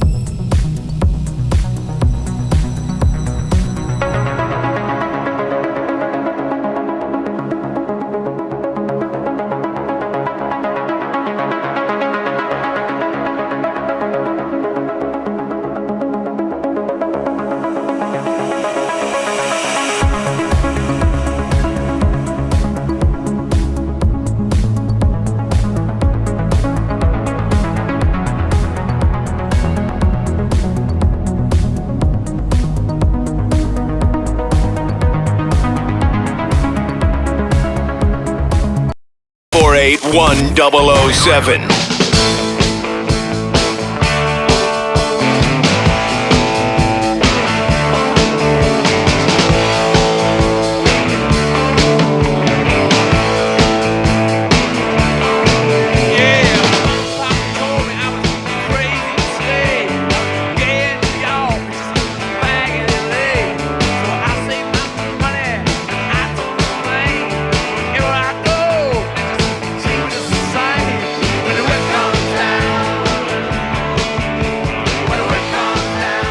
Who's this, Poundcake? Steely Dan. Did I get right? 2 more guesses. Skinner. AC/DC. Okay, well, Does the name Mick Jagger mean anything to you? Beatles, right? The Eagles. All right, well, I'm not doing this no more. Keep trying. Mick Jagger. Mick Jagger was the lead singer of the Rolling Stones. Hey! It only took him. He's all excited. He's the founder of the Rolling Stone magazine, right? Okay. I always thought Some Girls was a really underrated Stones album. I know they had a couple of hits off of it, but I never thought it got the attention it deserved. Charlie Watts, founding drummer of the Rolling Stones, turns 80 years old today. He is the oldest member of the band. I don't think any of the other guys, despite looking north of 80, I don't think any of the other guys have hit 80 yet. But Charlie Watts has been there pretty much from the beginning. But he doesn't play every song with him anymore, right? I think that he does. Charlie Watts? I thought he had trouble. Or maybe I'm thinking of... Phil Collins? No, I'm thinking of Sabbath. Oh, Bill Ward? Yeah. I don't think he's been in that band for a long time. Right, but I think he would come back from time to time and like play like a song or two, but like I don't think he could keep up with like a whole concert. Yeah. Again, you know, people love the Stones, and Charlie Watts is great. He's a great timekeeper, which is ultimately a drummer's one job, right? Everything else is just flash. But there's no heavy lifting in the Rolling Stones. So Charlie Watts is a very wealthy man, and you know, he does what he has to do in the Rolling Stones. I've never seen the guy go crazy. Even as a younger man, he was never up there. I've seen the Rolling Stones a couple times. He's never up there going crazy. He just holds it together. Holds it together. Locks it down. Charlie Watts is the only member of the band to appear on every Rolling Stones album other than Jagger and Richards. So he's been on every single one. So every song you've heard from the Rolling Stones has got Charlie Watts there behind the drums. So, you know, he always said, whatever I play, I try to make it sound like a dance sound. He goes, I want it to swing and bounce. He said that he had a lot of jazz influences. And if you see him sit in with other bands, you know, it's a lot of eighth notes and stuff. He's in there to keep the time. Nothing wrong with an eighth note. And he's always been a pretty natty dresser. That's pretty good. Don't mind that. 80 years old. Looks it. Poundcake, you tried to name Mick Jagger as one of the members of the Beatles. Can you name the 4 members of the Beatles? Now, before you begin to answer, do you know any of the other members of the Rolling Stones? Good question. I just named 2 of them. Can you either repeat those names or tell me any other members of the Rolling Stones? I can neither. Okay. If he had whipped out Bill Wyman, he would have blown my ever-loving mind right there. Okay, can you name the members of the Beatles? There's Paul McCartney. Who was married to Yoko Ono? Come on. He's dead. 2 of them are dead. Joel. No, it's not Joel. Joel Rifkin? It was not Joel Rifkin. No. Trent Reznor? Trent Reznor's a member of the Beatles. No. Come on. That's not Are a real you mental? guess. No. You know who Yoko's husband was. If you think about on it. the tip of my tongue. I can't. Oh, think of a different... you got Paul McCartney. Yep. Paul McCartney, yeah. Who's the drummer? I don't know the drummer. The drummer was inducted into the rock. They were all in the Rock and Roll Hall of Fame, but Paul McCartney and the drummer have been inducted by themselves. Yeah. Okay, Yoko's husband. Give me one letter of his name. J. Oh. It's not going to give the first one. The first letter of his name? You got the first and second letter of his first name. John. I can't believe it's this hard. Even for Poundcake, I can't believe it's this hard. I mean, he thought Mick Jagger was in the Beatles, so. I don't know. John Lennon was married it was to. right there. The drummer is Ringo Starr. Yeah. Okay, that's what I was thinking of. Not Trent Reznor. Yeah, I know Ringo. Yeah, those are You confused Ringo Starr and Trent Reznor. Trent Reznor, by the way, who is a 50-year-old man, and in your mind was in the Beatles. I heard myself today. I was thinking about Ringo. Oh, strawberry fields. Sorry, Trent Reznor's 56. I thought he was closer to my age. And then there's no way he would have gotten George Harrison. George Harrison. No, While My Guitar Gently John Weeps. Lennon. Damn, how could I forget John Lennon? Right. I just wanted to hear him call him something like John Lendon or something. Well, I thought John it was, Lydon from the Sex Pistols. I was like, there's a Joel. I was like, there's definitely a Joel in there. But There's definitely a Joel in the Beatles. What we should be doing is teaching him false information so that he acts like he knows. I get enough of that. That's so how I get on so the that when show. he goes out like, oh, Trent Reznor was in the Beatles with Billy Joel. But here's the thing. That would be great. Except he doesn't commit the actual information to memory. So he certainly wouldn't spit out the misinformation that we gave him. It's not like he's going to be at a party and be like, hey, remember when Yoko was married to Joel Rifkin? He would never do that because he doesn't know that he doesn't commit the actual information to memory. I mean, he doesn't listen to the show, Bill. When my brain was young and impressionable, that's where I got all the false information. People were giving me false information then. I thought, Seattle was the capital of Washington. I thought Warbury was a word. But again, here's my favorite part. Mm-hmm. You never checked to see if they were correct. Never. Well, they were both from teachers, so why would I think? A teacher told you that Seattle was the capital of Washington? Yeah. Yeah. And it was a substitute teacher that said Warbury. But you believe... So... Is the implication that you believed whatever a teacher told you? Yeah, they're my educator. He does have a point. Okay, those are two things out of a sea of information you've been exposed to over the course of your life. At some point, someone has wronged me, and I remembered it. So that's why I harbored all those wrong answers. Okay. Well, they screwed you, didn't they? It was like an information grenade. They pulled the pin and then threw it.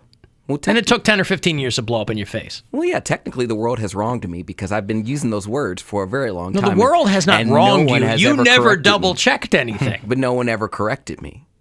But maybe it's not somebody else's... Being a student of the world, I feel like you should be like... You are not a student of the world. But somebody else might be. They should tell me. He got you there. He got you there. Really somebody did. else might be. He really so it's on them, yeah. Well, I mean, I can kind of relate to that. Poundcake. Because someone told me that they were erroring on they said, I'm going to error on the side of caution.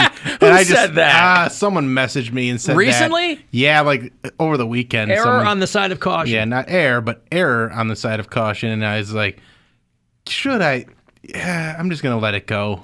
But maybe I should go back in my DMs and see who it was. And at least it's not AIR on the side of caution. Yeah, right. I'm going to err on the side of caution. But I was wondering, I'm like, I saw it, I'm like, that error? You're saying error on the side of caution right now? Okay. Okay. Well, there you go. So anyway, happy birthday to Charlie Watts, who is 80 years old, obviously as a lifetime member of the Rolling Stones. He is one of the richest drummers of all time. He has a net worth of $160 million. Wow. Ringo Starr is the richest drummer of all time because even though Paul McCartney has the lion's share of whatever the Beatles produced, Ringo Starr still got himself a nice cut. Paul McCartney. And he's the only other living Beatle. It's McCartney and Ringo. Ringo's worth about just shy of like $500 million.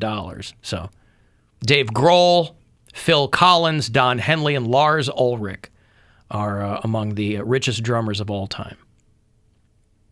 Say again? Paul McCartney ended up getting the Beatles masters. For Michael Well, Jackson. he and Lennon wrote the songs. Well, I understand that, but there's the masters, and then there's the writing. There's all a bunch. No, of they sold. Didn't they sell their catalog to somebody? Well, I thought Michael Jackson bought it. He bought some of them, but I thought that they sold. But McCartney's got his own vault of stuff too. Yeah. So. Oh yeah, I guess he has his own masters, but I just think about that because there's always just like loopholes to crap. Like I would never want to work in the music industry because someone owns the masters, but then okay. If someone wants to screw me over, are they going to not allow me to perform my songs anywhere? I wrote them. Well, I don't think it works like that. Michael Jackson outbid Paul McCartney. I don't know how that works, but when Michael Jackson wanted to buy the publishing rights, I guess because a company owned it or something, he outbid Paul McCartney. So imagine a guy outbids you for your own stuff. song. Yeah, like $50 million or something, which is not that much money for the Beatles publishing. And I don't know what happened to it after that. But I think a couple of years ago, Paul McCartney owned them again. Yeah, I think there were yeah. protracted lawsuits and whatever after Michael Jackson died. So I think it's all in Paul McCartney's very able hands now. And he's Travis Barker. Don't make me laugh. We're not talking about one of the most talented drummers. We're talking about the Shut richest. up, Bill. I saw his ex-wife got on OnlyFans. Oh, yeah? Shanna Mokler? She was a porn star. No, she wasn't. A playmate. She said that and we've talked about this, OnlyFans isn't all porn. It's become synonymous with porn, but there are people doing cooking channels, and those are the people who are really pushing that rock up the hill to get people to go, oh, I'm on OnlyFans, but it's not porn. She says they're going to have some fun, but it's not going to be porn.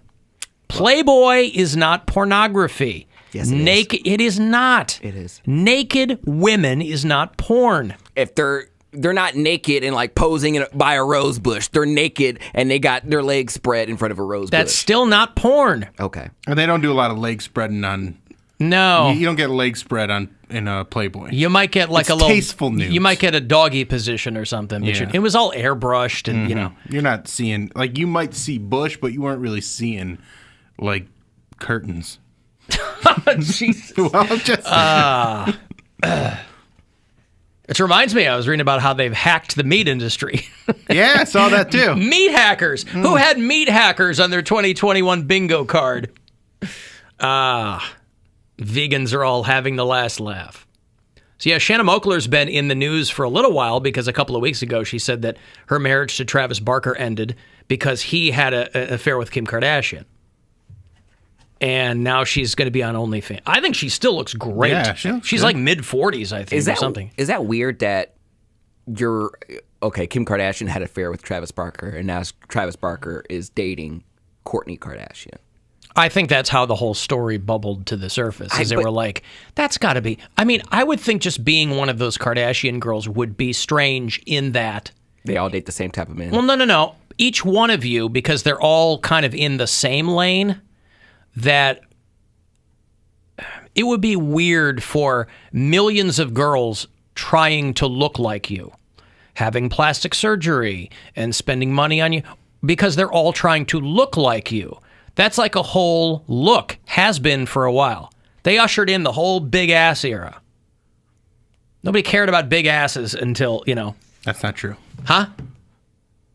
Not on such a grand scale, they didn't. Definitely, they Listen, took I'm it an to the ass man from forefront, day but- one, but I mean, not on such a grand scale. Not to where it was aspirational among white girls. Agreed. Okay. I agree with that, but it was definitely... I mean, there was an ass society before the Kardashians. Ass society. Yes. Asses mattered to many people. But just the men that they have had between them, like they have bounced around. Like it's Good for them. They're putting up numbers. Good for them. I'm not going to slut shame like you are. I'm not slut shaming. I'm congratulating because I'm just thinking about like being a normal guy. If I was straight, it would be a miracle to bang one Kardashian sister. But you got more than one. Like you should just go down the family tree. I'm getting Chris too. Like what you mean? Say hello to my ass. My daughter informed me this morning that the scientific word for your butt is the gluteus maximus. And also the buttocks. She said to me like Forrest Gump. Yeah. And she made it clear that buttocks was the funnier of the two terms. I said, well, okay, there you go. She's not wrong. You are not wrong. Buttocks is much funnier than gluteus maximus. You'll recall that was Russell Crowe's character in Gladiator. Are you not entertained? Great ass! So Shannon Oakler is on OnlyFans. She says it's going to be me doing yoga, talking to people, cooking, all the things that I like to do, but in a fun and sexy way. So it's going to be, I assume, racy, but it's not going to be porny. So there's that whole thing. So if you're a Shannon Oakler fan, she's going to be on OnlyFans. There's a guy that I went to high school with, and he now has an OnlyFans. You know who Riley Reid is? Yeah, she's the one of the porn most star, yeah. popular porn. I don't know why she's so popular because she looks like Gru from Despicable Me. But Riley Reid is one of the most popular porn stars. She's 29. Her real name's Ashley Matthews. She doesn't look like Gru. She ain't good looking. She is. She's very pretty. She is on OnlyFans. She does porn. She makes a ton of money. She just bought a $4.8 million home in Pasadena with cash.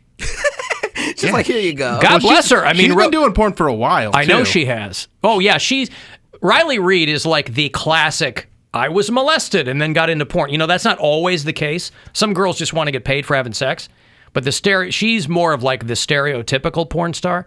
But I was just thinking like, her neighbors are Meryl Streep and Kristen Wiig and Mandy Moore. That would be weird. Because you either know who she is and you're going to say hi to her, or you play like you don't know who she is, or you don't know who she is if you're one of the neighbors.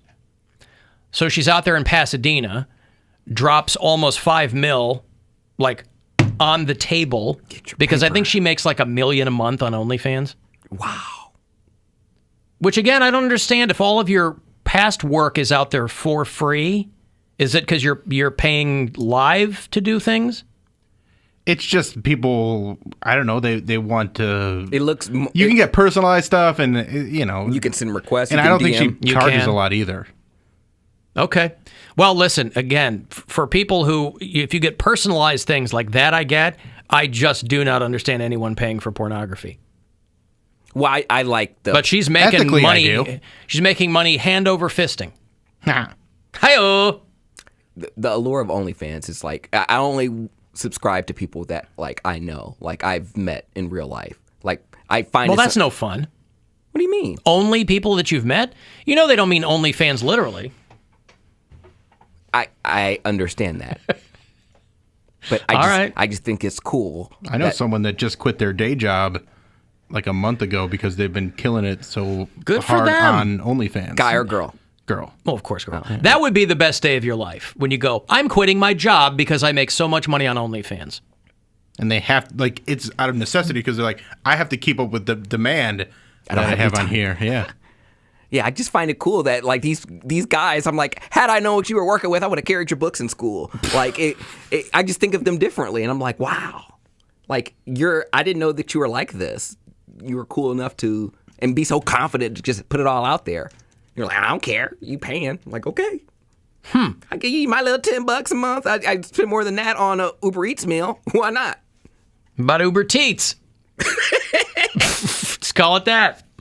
Yeah, okay. Well, I'm going to have to get on and dig around OnlyFans because, you know, Shannon Oakler or people of her ilk, you've got an uphill battle. If you go, I'm on OnlyFans, but there's not porny, it's going to be what? Her cooking in a French maid outfit. Cardi B is on it. Why? Because she wants to be.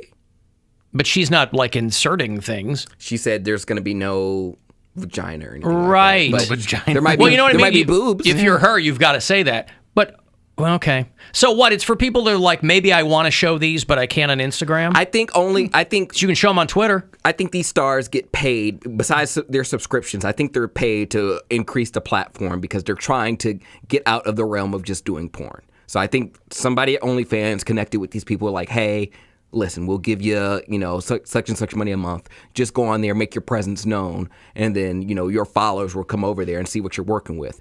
And and if you're just vacuuming in whatever, that's something. It doesn't have to necessarily be porn. I think they're trying to get out of it because there's just for fans. I think there's just so much competition for porn sites. But there's also so much money to be made. Like, even if you don't, if you're like Cardi B and you can charge people $5 a month to get exclusive access to you, you don't necessarily have to show nudity. You can do some sexy stuff that you can't probably do on Instagram, but then also just make videos and people just want to feel like they're getting something that's exclusive. The same thing as like Patreon or something. Yeah, what happened to Patreon? I feel like that got completely eclipsed by OnlyFans. Oh, it's going. Is it? Yeah, there's people making a lot of money on there. I mean, that's not nearly... What is it, for music? No, it's for like podcasters or just people in general making content. I mean, Tim Dillon's making $100,000 a month just on like podcasting. Oh, good for him. Rapper Cardi B is hoping to trademark the very specific way she says okay, and we're not kidding. Do it. I can't. Try it. Okay. I can't roll my tongue. Okay. No. Why doesn't she do like an exercise channel and just call it Cardio B? Hi-oh! All right, there you go. There's some sperm news. Alan, I found the logic of Chip the Ripper when it comes to OnlyFans. A bitch will never say she had $1 that I had. Well, okay, there you go. Knit that into a pillow and have fun with it. After the break, I'm going to have those 311 tickets for you. They're going on the road this fall. September the 18th, they're going to play Jacobs Pavilion at Nautica. So that's coming back. Also going to catch up with comedian Jeff Dye, who's doing Hilarities next week with young Bill Squire. And if you need to listen anywhere, you can do that on the iHeartRadio app. The Alan Cox Show on 100.7 WMMS. Today is We Can Do This Day.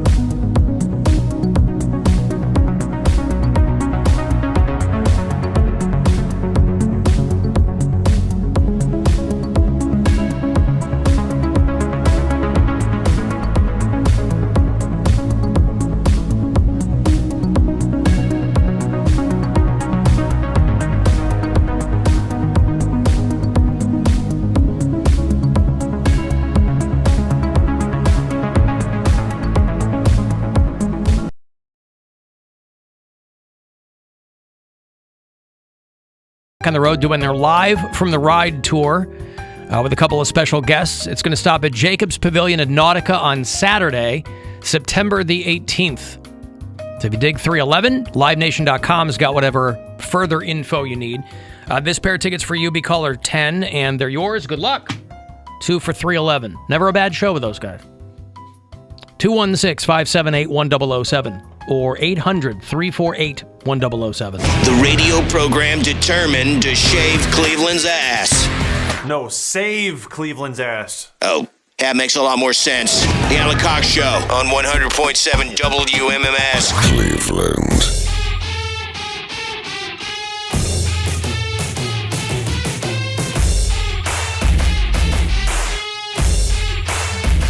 35192 if you want to send a text.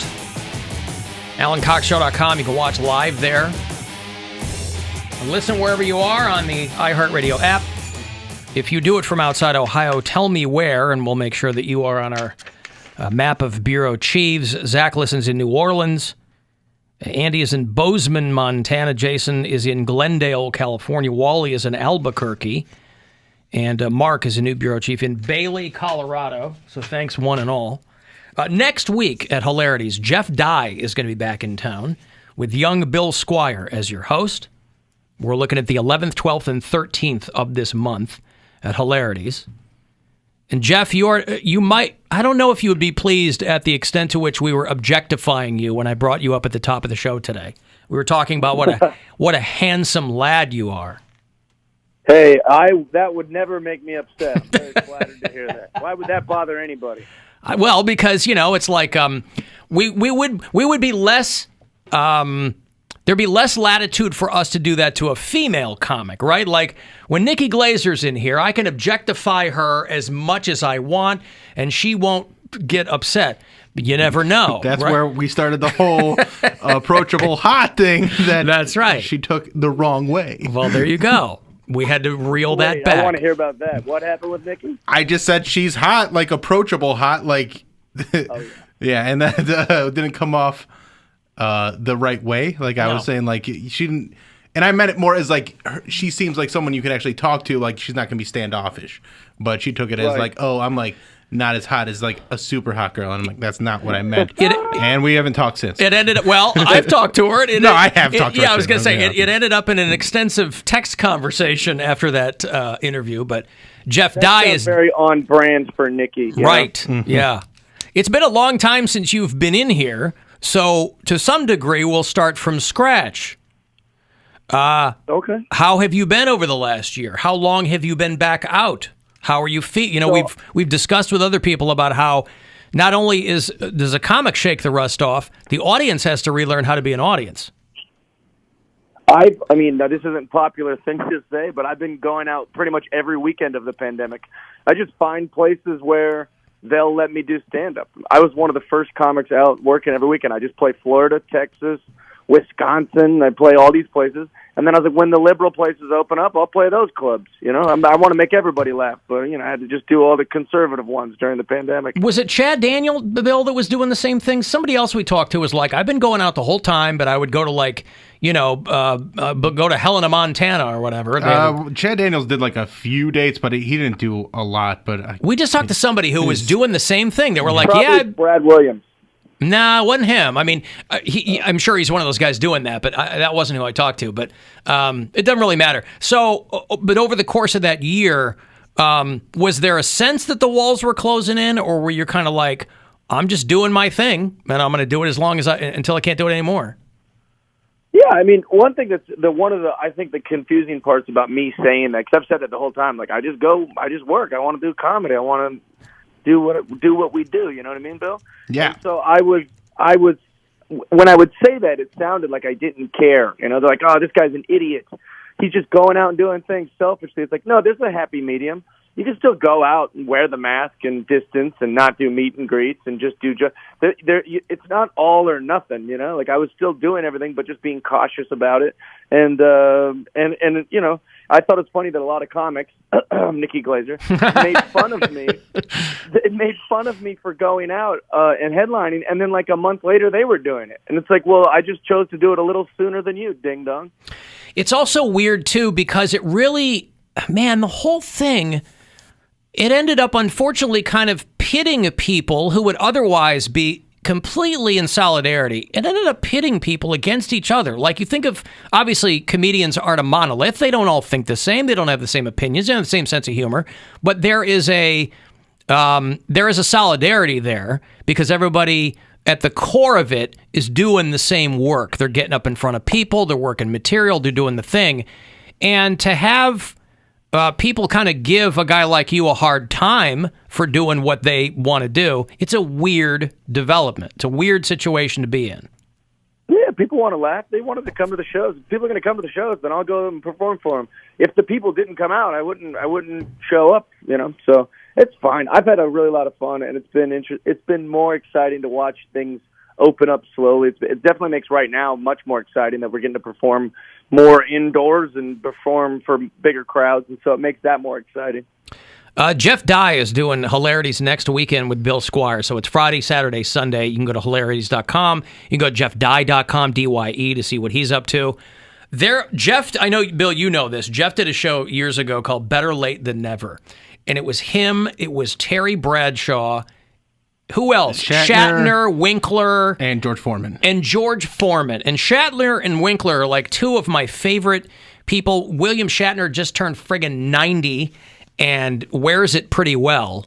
And was that a one-and-done thing, or was that something that everybody involved was hoping was going to keep going? Because I didn't think it got nearly the attention it should have gotten. Did a couple seasons. Yeah, we did 2 seasons, and it did really well. And there was kind of a regime change at NBC. And the way that works in television is like when there's a new top dog, they don't want any of the old shows on, because then it's like, that's the old boss's jobs, or shows.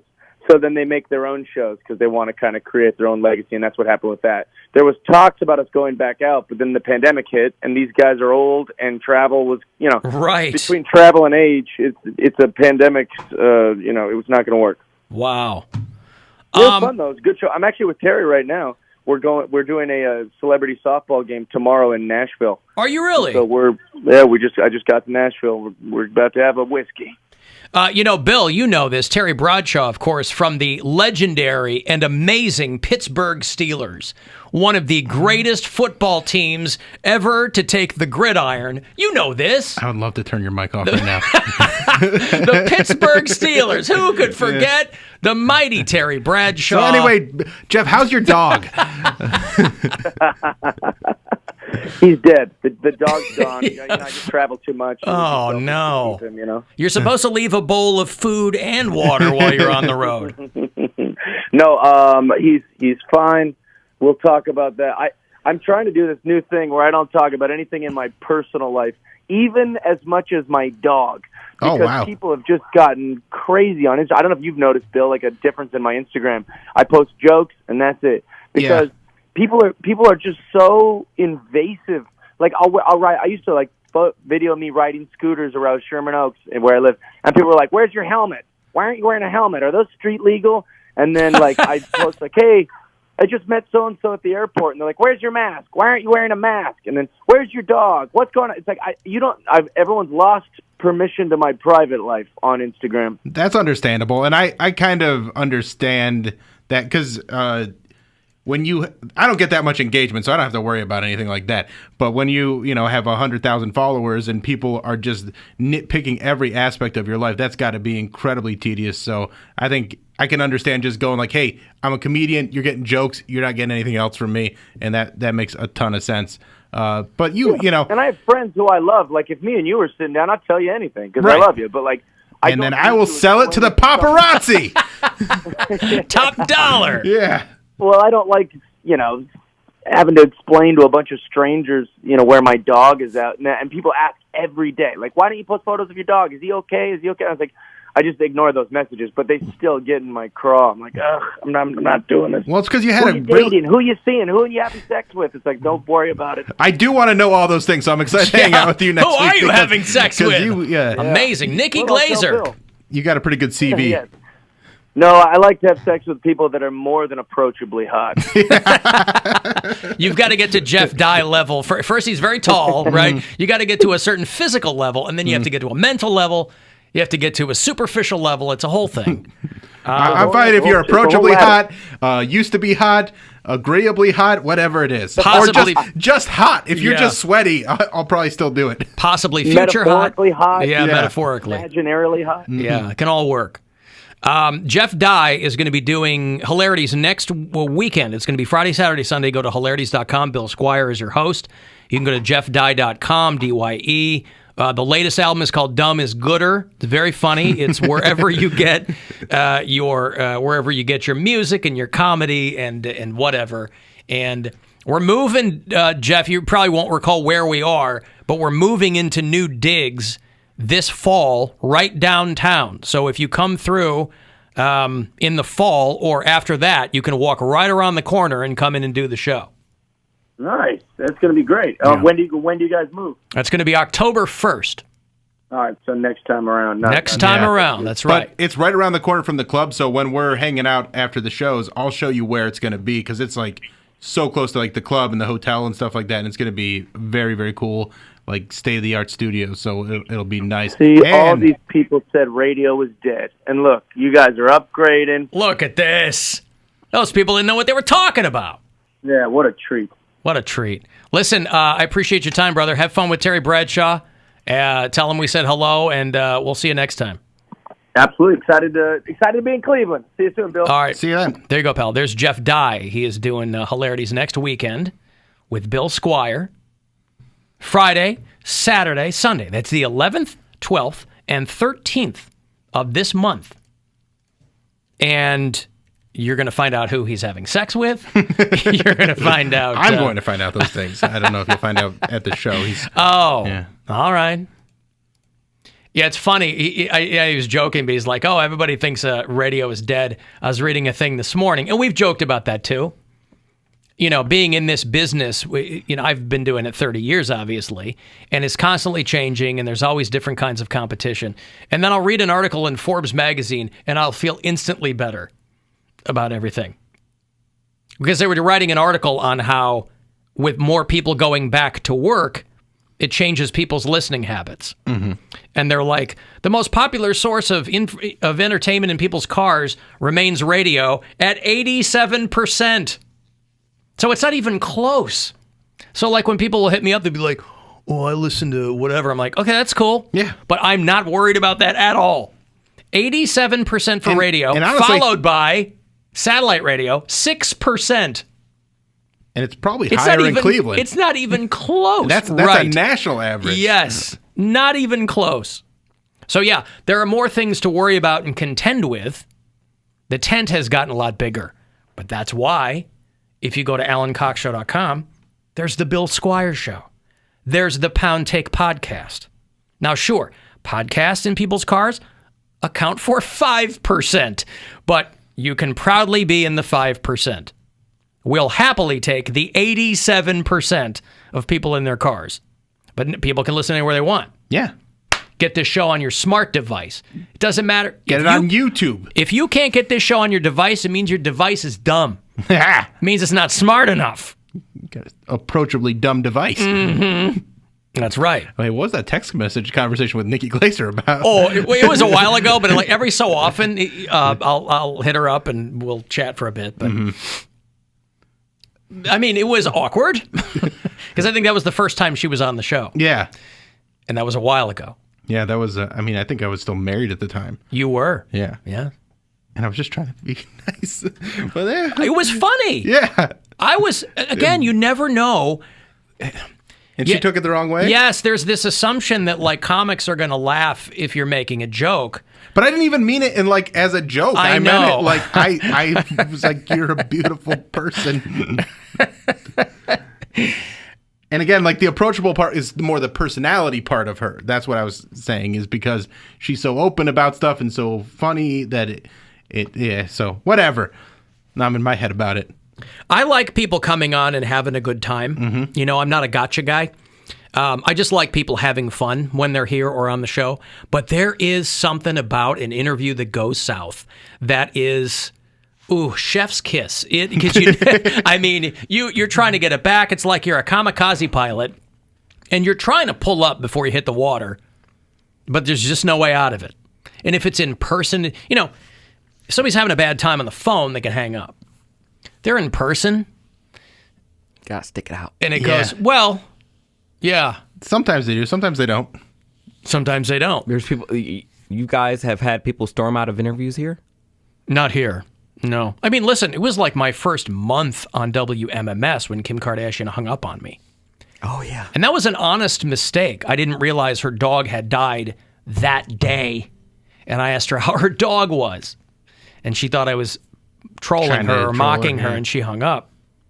That was like pre-Kanye, I think. It was. That was. I mean, that was before she was like super famous. She was still doing like club appearances then. Maybe, yeah, I guess. Probably. That's what she was promoting, I believe. Yeah, it would have been like first quarter of 2010. Yeah. So, but I didn't know.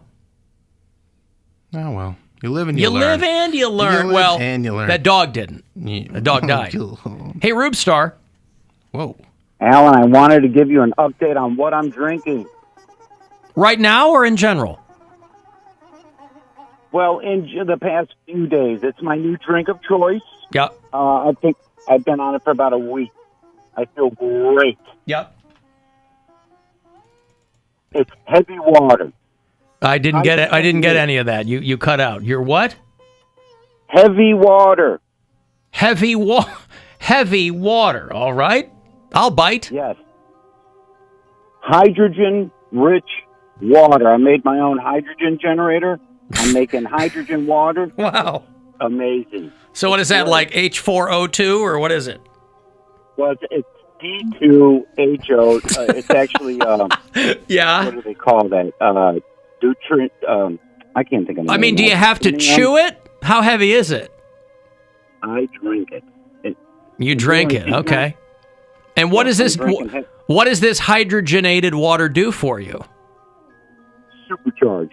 Supercharged. All right. Yeah. Is there also a way to up the oxygen quotient of it, or just the hydrogen? Well, we're 62% hydrogen. Okay. Yeah. I think we're 24% oxygen. So yeah. So when it splits, so when the water molecules split, you get the hydrogen and you get the oxygen. Yeah. Well, I got Enrico Fermi over here on the phone, Bill. Huh, okay. I've just been drinking pomegranate juice and white vinegar lately, and I'll tell you what, man. You got to go to hydrogen. I can't find any hydrogen-rich vinegar. Heavy water. Get a generator. Buy a hydrogen generator. Yeah. It's an ion bottle. Boom. You'll be as powerful as me. So powerful. Now, how powerful are you? I'd say super powerful. Yeah.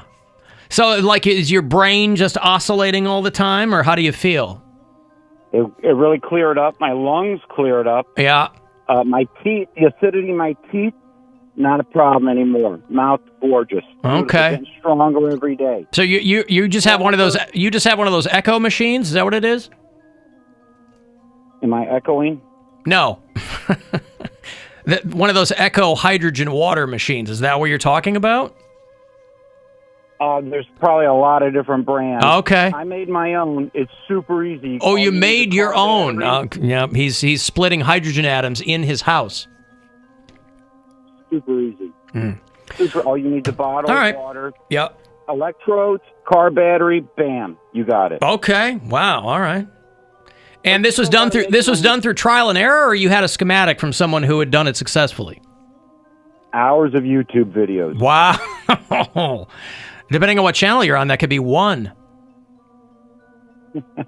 I mean, at Casa Cox, we've got a Berkey tank, and that's about as far as we go. I'm not messing with no. Go to hydrogen. Switch to hydrogen. Alan, I'm telling you, hydrogen. I guess I'm a weird guy.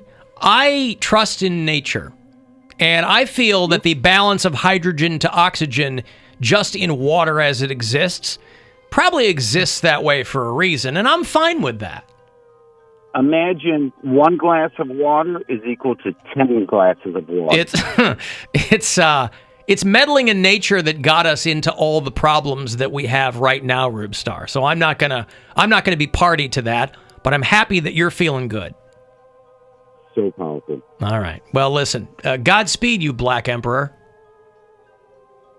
Oh, he hung up. See? He ran off to split some more atoms. That's okay. He's got hydrogen to put in his water. Man. All right, thank you, Rube Star. I always appreciate the check-in. I have got to take a break. I'll have those Alice Cooper tickets for you when we come back. Doing a show with Ace Frehley in Youngstown this fall if you want to go. 35192 if you want to text for anything else. The Alan Cox Show on 100.7 WMMS.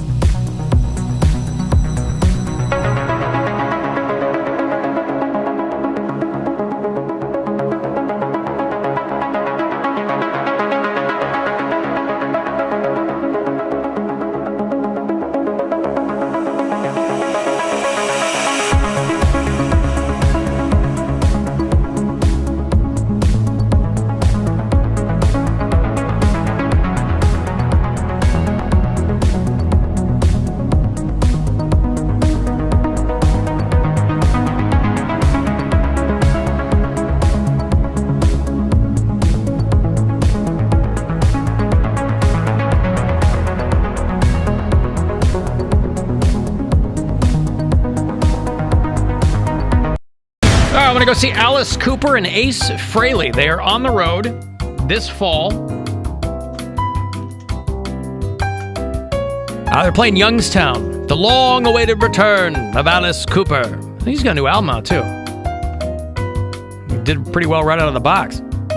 Original Kiss guitarist Ace Frehley, of course. September 27th is when it happens at the Youngstown Foundation Amphitheater, livenation.com, if you need further details on the show. If you want to hoof it to Y-Town and check these guys out, caller 10. These are yours. Good luck. 216-578-1007 or 800-348-1007. Call the Alan Cox Show Sausage Party. Finally, we're getting a little more sausage at this party. 216-578-1007 or 800-348-1007. Yeah, I just said that. 35192 to text me. Alan Cox Show After Hours line. 216-986-8903. And you can watch the show live. And of course, we couldn't be doing the live stream today without the assistance of Skippy Junklebong. Let me try it again. Take two. And of course, we couldn't do the live stream today without the assistance of one Skippy Junklebong, who's back there in the video department. Thank you. With Skippy. Boy, a lot of people very interested in hearing about Rubestar's heavy water. It's used as a moderator in nuclear reactors, I'm being told, from some of the scientists among our customers. Who knew? Who knew that was the case? Everybody knows that. Everyone knows that. Everyone knows that. Yeah. Listen, I will admit, everyone and I've knows that. done so publicly, I will admit that I'm pretty dim. But boy, I did not know that. I was talking to somebody over the weekend. We had some people over for a cookout on Sunday, and somebody was talking about Bill Cosby, how Bill Cosby got denied parole because he wouldn't take sex offender therapy programs in prison. Because his whole thing is he did nothing wrong. He's done nothing wrong, so why would he need that? Right. Yeah. That would be an admission of guilt. Mm-hmm. So to him, I'm sure that he thought it was a trap. Bill Cosby was denied parole in his case this month, in part because he refused to complete a prison program for sex offenders. He isn't eligible for release until September 25th at the earliest. How long has he been in? Like 2 years? 2 years? How long did they give him? I thought they gave him like 5 or 7 years. I thought he might be, yeah. You know, because of his age and stuff like that. They'll be like, get out of here, you rascal. They spoke to rascal. Tell you why, when people talk about Bill Cosby, I think rascal is the word that comes to mind. The parole board talked to him by video conference, and based on the interview they had with him, they denied his parole. He got a negative recommendation. And so the next time he goes before them, they will look and see whether or not he's taken this sexual offender therapy program. Which he won't. Which he won't. Because that would be an admission of guilt. Cosby refused. He called it a sexually violent predator course. That's what Bill Cosby called it. And of course, in his mind, he goes, I'm not a sexually violent predator. I only drugged and raped women. That's not violent. I didn't have to hit them. They were passed out. They were asleep. What constitutes violence?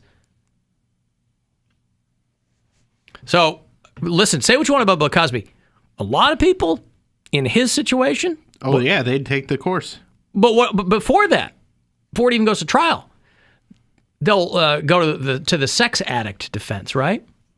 He never did that. Bill Cosby never was like, I'm a sex addict and I can't stop from the raping. He never did that. Has that ever been a defense? I'm a sex addict and I can't stop from the raping? Yes! Everything is a defense now. Okay. Look at these guys are scooping up from the Capitol riot. I've got foxitis. You know, I mean... What's that? I didn't even hear about that one. I've been... Fuck yeah. These guys now that get scooped up from the Capitol riot, their go-to is they went from think for yourself... sheeple to... I can't discern what's real and right. not because of fox. I had a steady diet of fox. One guy said his lawyer said he had foxitis, which is basically saying, I believed everything that the opinion hosts told me. Tucker Carlson's not a journalist. It's an opinion show. Those are his opinions. But people think it's news. People think he's reporting on something, right? Sean Hannity, not a journalist. He's not reporting on things. It's an opinion show. Left or right, if you were a big viewer of MSNBC. I like Rachel Maddow. It's an opinion show. They're not, they're reporting what's going on in the news, but then they have their own opinion on it. Yeah. But Cosby never used the sex addict defense that I heard, anyway. So he was digging his heels in. That is a guy who genuinely is like, I didn't do anything wrong. These women voluntarily came up with me. I was famous. They wanted to have sex with me. Did he even say that? Did he even admit to that? I think he said a lot. He didn't deny that he didn't have sex with the women, if I recall correctly. I don't think he ever denied I didn't have sex with that woman. His contention was always that it was consensual. He admitted to the Quaaludes, though, in a deposition. Right, but his defense was it was the 70s and everybody was doing Quaaludes. Now, who does Quaaludes? In the 70s, everybody did. He's right. But the point is, that's got nothing to do with drugging women and having sex with them when they're passed out. So he's kind of... it doesn't sound like he was doing Quaaludes. Well, he's gross, he's sexual, and he's impositioning them. Right. That's right. He's like, I'm just trying to catch a nut. This guy... William Van's up. Right. After I'm done. Right. So I feel like that was his defense.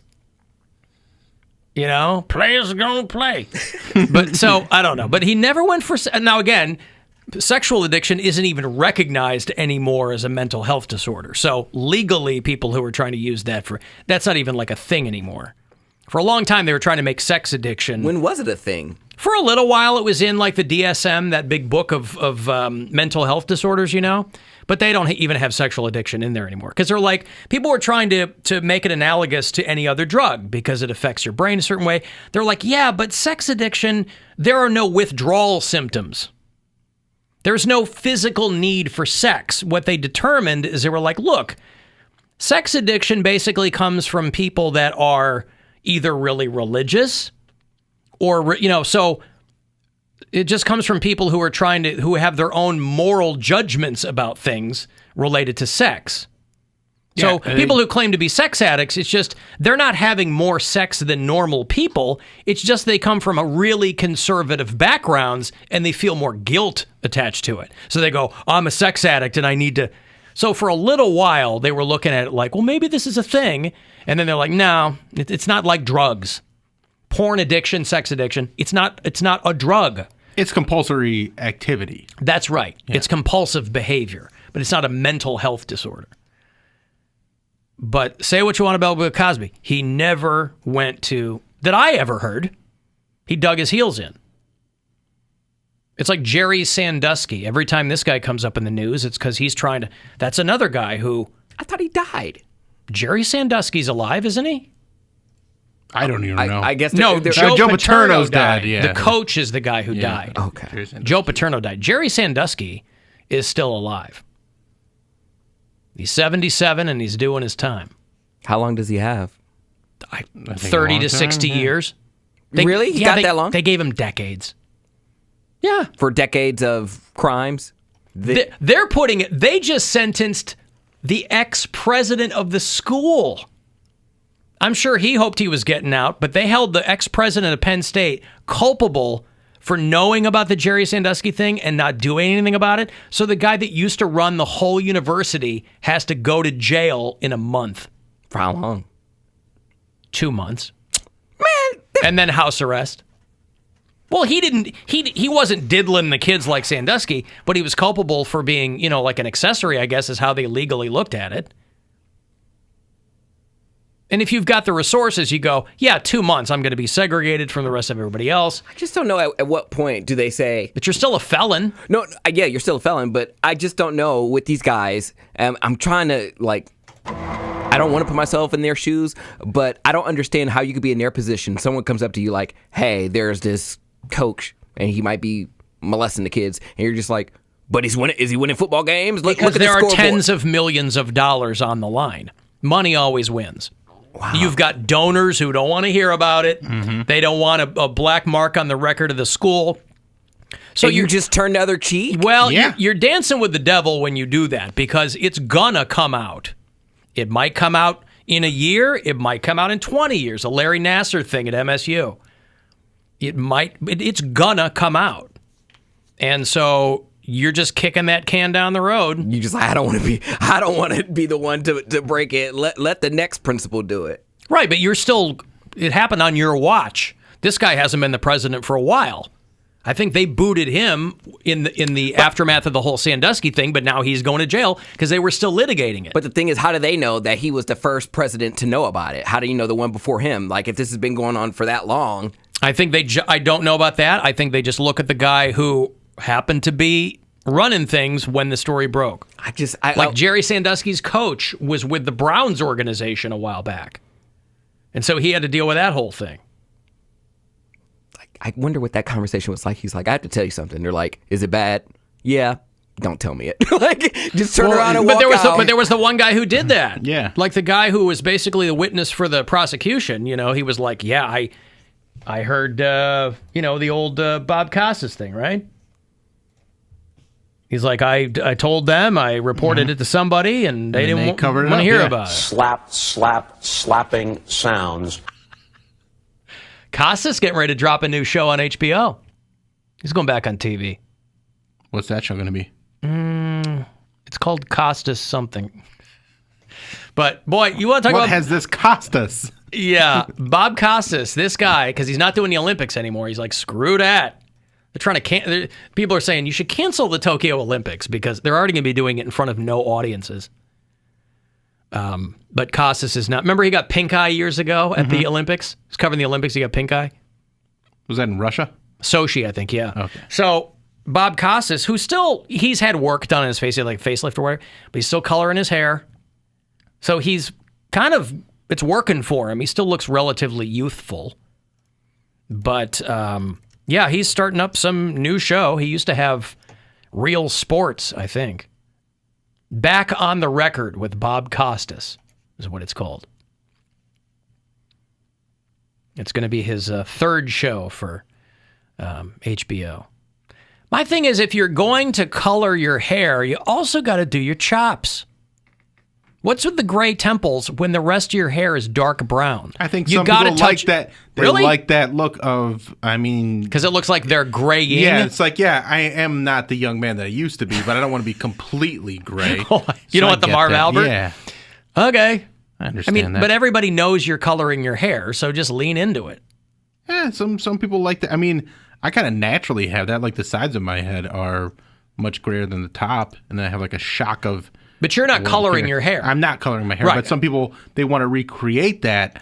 So they go, yeah, of course I've got some gray hair, but they don't want it to be completely gray. Huh. Well, clearly that's what he's doing. Design. He wants people to think, wow, Bob Costas is 70 and he's just starting to go gray. That's amazing. Good for him. I think he's 70. He's probably around there. But Bob Costas thinks that they should push the Olympics to next year rather than cancel them. Put them back on the same year. There you go. Because then you have winter and summer the same year. I know there are billions of dollars at stake for the Olympics, but I just can't believe that they're so popular. They're like, oh, the networks get millions and millions of dollars in ad revenue. I'm like, really? Do people... maybe not in this country. Maybe it's the rest of the world when you get to see your country on a global stage. It's just during the Olympics. Maybe we're just so used to seeing our culture everywhere that other countries, it's a much bigger deal than it is here. There is an excitement about it. I think it's different now because wherever it is, like there's, the results before they actually air on TV because they, if it's happening in, where was it supposed to, Japan, we're not going to watch it at 6 a.m. or whatever when it's airing here. So you find out, but you check your, news app and you go, oh, okay, well, we won gold in swimming. Good. That's nice. But you don't actually see it. But I think there's an excitement about it still. Okay. Well, but you're not that's what they're banking on. Yeah.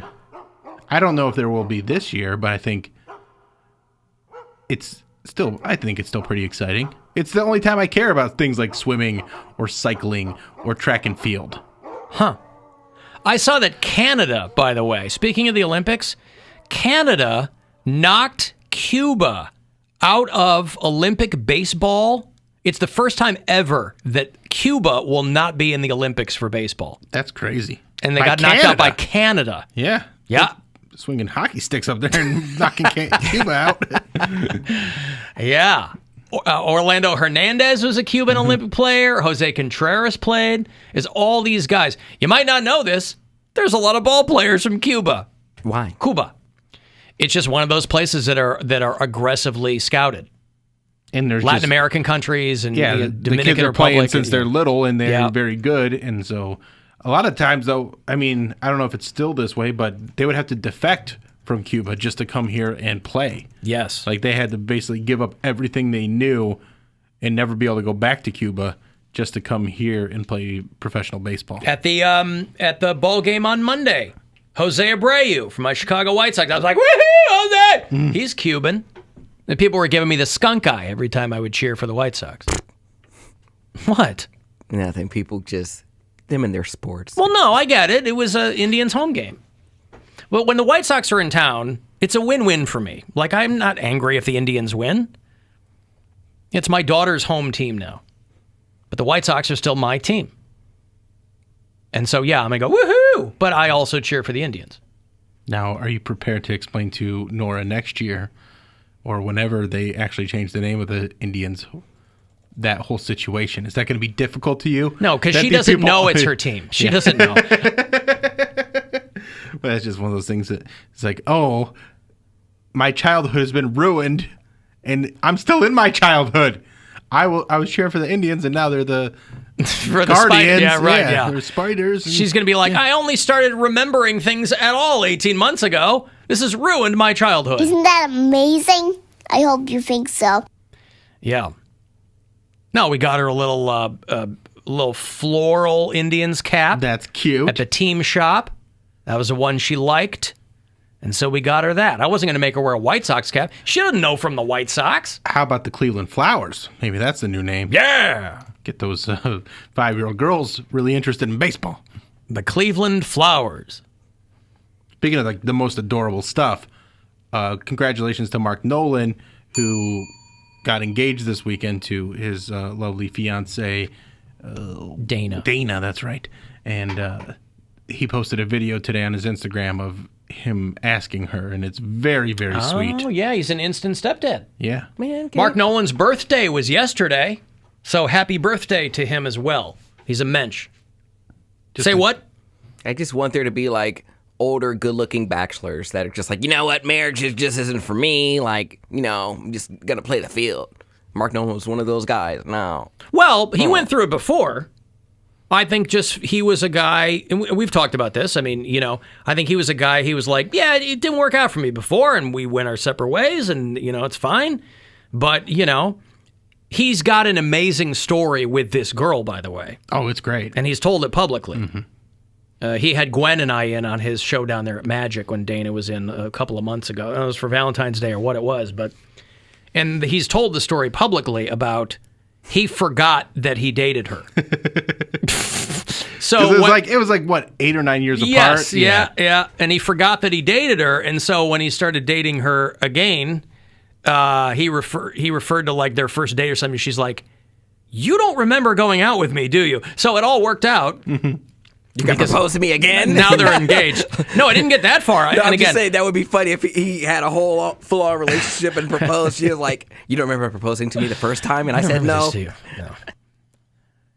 But yeah, so congratulations to them, and you know, she's got 2 lovely girls.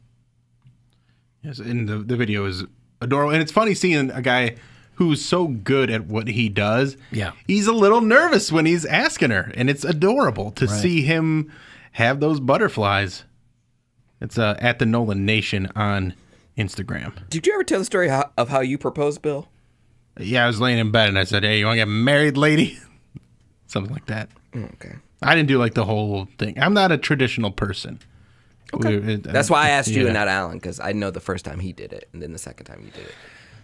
We were laying in bed together, and I was just like, "Hey, we should get married." And she's like, "Okay," and that was that. And then like a year later we did. There you go. Right. If you haven't seen the Mark Nolan proposal video, it's pretty sweet. There is no Dana, only Sue. Yeah, it's very, very cute. And I'll tell you what, that Nolan, he knows what's up. So congratulations to Is that him his and pet name for her? Zool. Hey, Zool. Yeah. Good morning, Zool. Good morning, Zool. I'd like to talk to Dana. Is Dana in there? Yeah, before she has her coffee. Ooh, I've got Zool today, not Dana. Right. So congratulations to them. Feel free to use that, Mark. All right, I've got a break. We're going to get to the Poundcake sports break after this break. He'll give you the behind the scenes of what's going on in 90 short seconds. That's how long it is, right? 90 seconds, I think. If you want to get a text in, 35192, and we'll be back. You can listen anywhere you are on the iHeartRadio app. The Alan Cox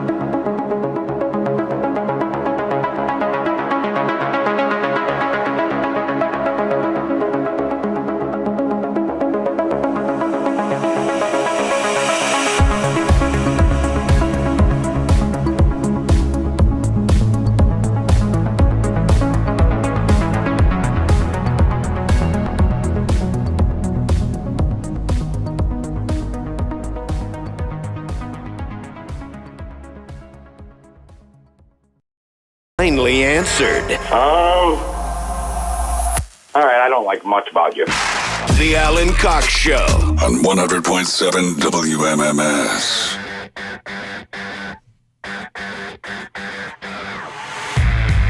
Got the Poundcake Sports Break here in a minute. His weekly Behind the Curtain. Behind the X's and O's. 216-578-1007 if you want to join us live. 800-348-1007. 35192 if you want to text me. John Taffer is going to be on the show next week. Oh. We were just talking about him. I love John Taffer. I was like, what's going on with John Taffer? So I looked into it, and he's going to be on the show next week. That's cool. They're leading up to the 200th episode of Bar Rescue that is over on the Paramount Network. And so I'm excited to pick his brain about how the service industry was impacted over the past year. I think he's based out of Vegas. I believe so, yeah. And I'm going to be going there in July, so maybe I'll check into one of his spots, see what he's doing. So John Taffer will be on the show next week. So Paramount Network used to be Spike TV. Yes. And in the infancy of Spike TV, they would play a show called Most Extreme Elimination Challenge. Okay. And now that show is on Tubi, Tubi, Right. which is like a Roku channel. And I was watching some of that last night, and man, if you just need turn your brain off television just to watch people get hurt and dumb jokes, that's such a good show for it. I don't like seeing people get hurt. They're not hurt. They're just, they're running into padding or falling into mud puddles. So it's not like they're not getting hurt, but it's just like awkward falls and silliness. Gotcha. It's more like America's Funniest Videos type stuff. Yeah. Yeah, I was seeing all these, a Roku original. I'm like, what is this? Like the Roku channel, they had all these shows all of a sudden. There's a show called Flipped with Will Forte and Caitlin Olsen from Always Sunny. I'm like, what are all these new shows? I've never heard of them, and there's a bunch of them. They're all the Quibi shows. Remember Quibi? Yes. That they had the worst luck in the world. Yeah, Jeffrey Katzenberg and Meg Whitman, some other people were like, people are watching everything on their phone. So let's do real short productions specifically made for your phone, right? And when did this launch? Right before COVID. Where people were stuck at home and watching on yeah. So little did they know. I don't even know if the thing would have flown had COVID not happened. I don't think it would have. But because people want the option too to watch, watch it on TV. Yeah, but couldn't you just mirror it to your television? But then I know that's an extra step. It's an extra step. Like I put the app on the Roku or whatever. So I feel there's a feeling there that the theory behind it was sound. They got enough people, but they spent so much money. It was like they were going after top A-list people. Like the Kevin Hart show is on there. They just threw money at people and created these shows that nobody knew existed. There was like an Anna Kendrick sex doll show or something. All this original programming that nobody knew existed. Nobody was watching it. It was a colossal flop. And so they folded it within a year. And I guess they sold all the Quibi shows to the Roku channel. So dig into some of those. Yeah, Flipped is funny. Watched a couple episodes of it. It's good people. You have to like Will Forte, and not everybody does. I think he's very funny. Yeah. Here's a little hack that I found with my TV over the weekend, because I mentioned that I had started watching Ozark again. Like I watched the first season, and now I'm halfway through the second season. And you're not crazy into it. I mean, it's okay. I have to be in the right mood for it. There's some shows I can just watch and watch and watch. Yeah. This is one where I'll do an episode at a time, and then It is a heavy show. And it's not even that it's just heavy. I don't care about the characters that much. Right. The story overall is interesting, but I don't care if anybody on the show lives or dies, because I don't think any of them are all that good of a person. So it's why, they're not endearing. I feel like in The Sopranos, they make you enjoy the characters a lot. You really, they're bad people, but they're, Tony is charming, and he's, trying to take care of his family. He's trying to, run the business. Where this show, I just feel like they're just, it's more business than it is any personality. Mm-hmm. And so that kind of takes me out of it, because it's just so much, we're just trying to get this business done. We're just trying to get this business done. And so it doesn't really make me give a crap about anybody that's on the show. as a character. Like I want to see the business get done because I think it leads to interesting situations. But like, I mean, there's that old couple that like I want them dead. Even like Marty Bird, like I don't care about him. I don't think he's a good guy. Yeah, and I don't even think he's like, there's like the anti-hero stuff, like Breaking Bad. You kind of root for Walt because he's a guy that's been like down on his luck the whole time, but Jason Bateman's character, like he's been doing bad stuff for a long time, and now he's just doing it at a higher level. Yeah. So I don't really care all that much for him. But this is what I was coming to. There's a setting that helped me enjoy the show more that I found on my TV. I went into the audio settings and I changed it to theater mode, and then I went down to like the advanced settings and it changed the audio to like dialogue enhance. Because I've been having a lot of trouble just understanding what they're saying because it's such a like low tone show. Like there's not a lot of people. I mean, Ruth is the only one that like really gets up there and talks, which Mary was here to do a Ruth, but there's a lot of just like just like a lot of real monotone conversations on the show. And I couldn't hear what was going on. So I'd have to like go back or I'd have to turn on subtitles. And then I set my TV to audio enhance and it changed the whole thing. And that's when I was actually even able to get back into it. This is within Netflix. This is within my TV. So I imagine most TVs have some sort of setting like this. They probably all call it something different, but now it's, like I had a hard time understanding the dialogue in a lot of Christopher Nolan movies, but specifically Tenet. And I watched some of that with this on. I'm like, oh my God, I can hear what they're saying now. This is great. Is that the same setting that goes along with normalizing the level of commercials as opposed to the shows? That was the thing for all, because commercials are so much louder.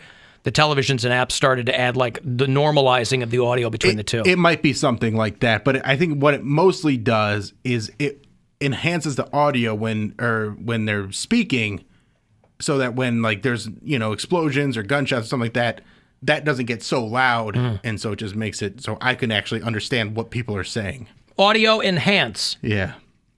Well, dialogue enhance or something like that. Dialogue enhance. And it's because when we're watching The Sopranos, Gwen's constantly asking me to turn it up. Yeah. Because it's kind of a mumbly. It can be a mumbly. Yeah, show. That's definitely a show that has that, and especially now that like it's air conditioned. Not necessarily this week, but a couple weeks ago when it was full-blown air conditioning season. Good pun. Yeah. How would you like to enhance your sports experience? I would love to. Poundcake, are you ready for your sports break? I am. Play ball! This is a Poundcake Sports Break!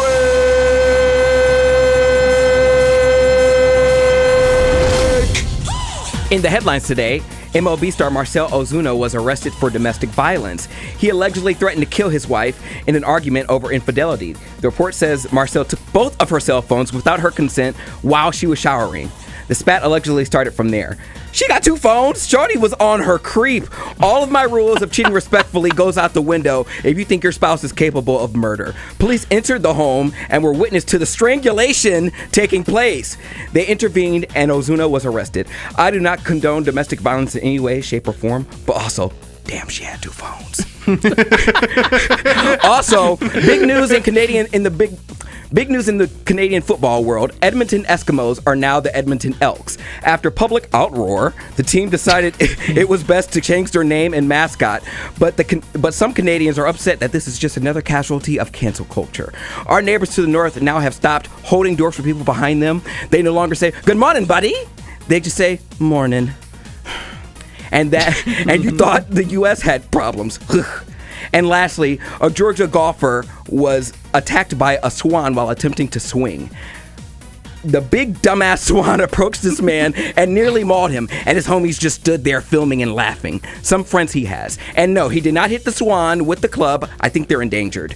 All the more reason to play golf virtually in your basement. If people were intended to be outdoors, then they never would have invented houses. And that, ladies and gentlemen, concludes this Poundcake Sports Break. Play ball! This is a Poundcake Sports Break!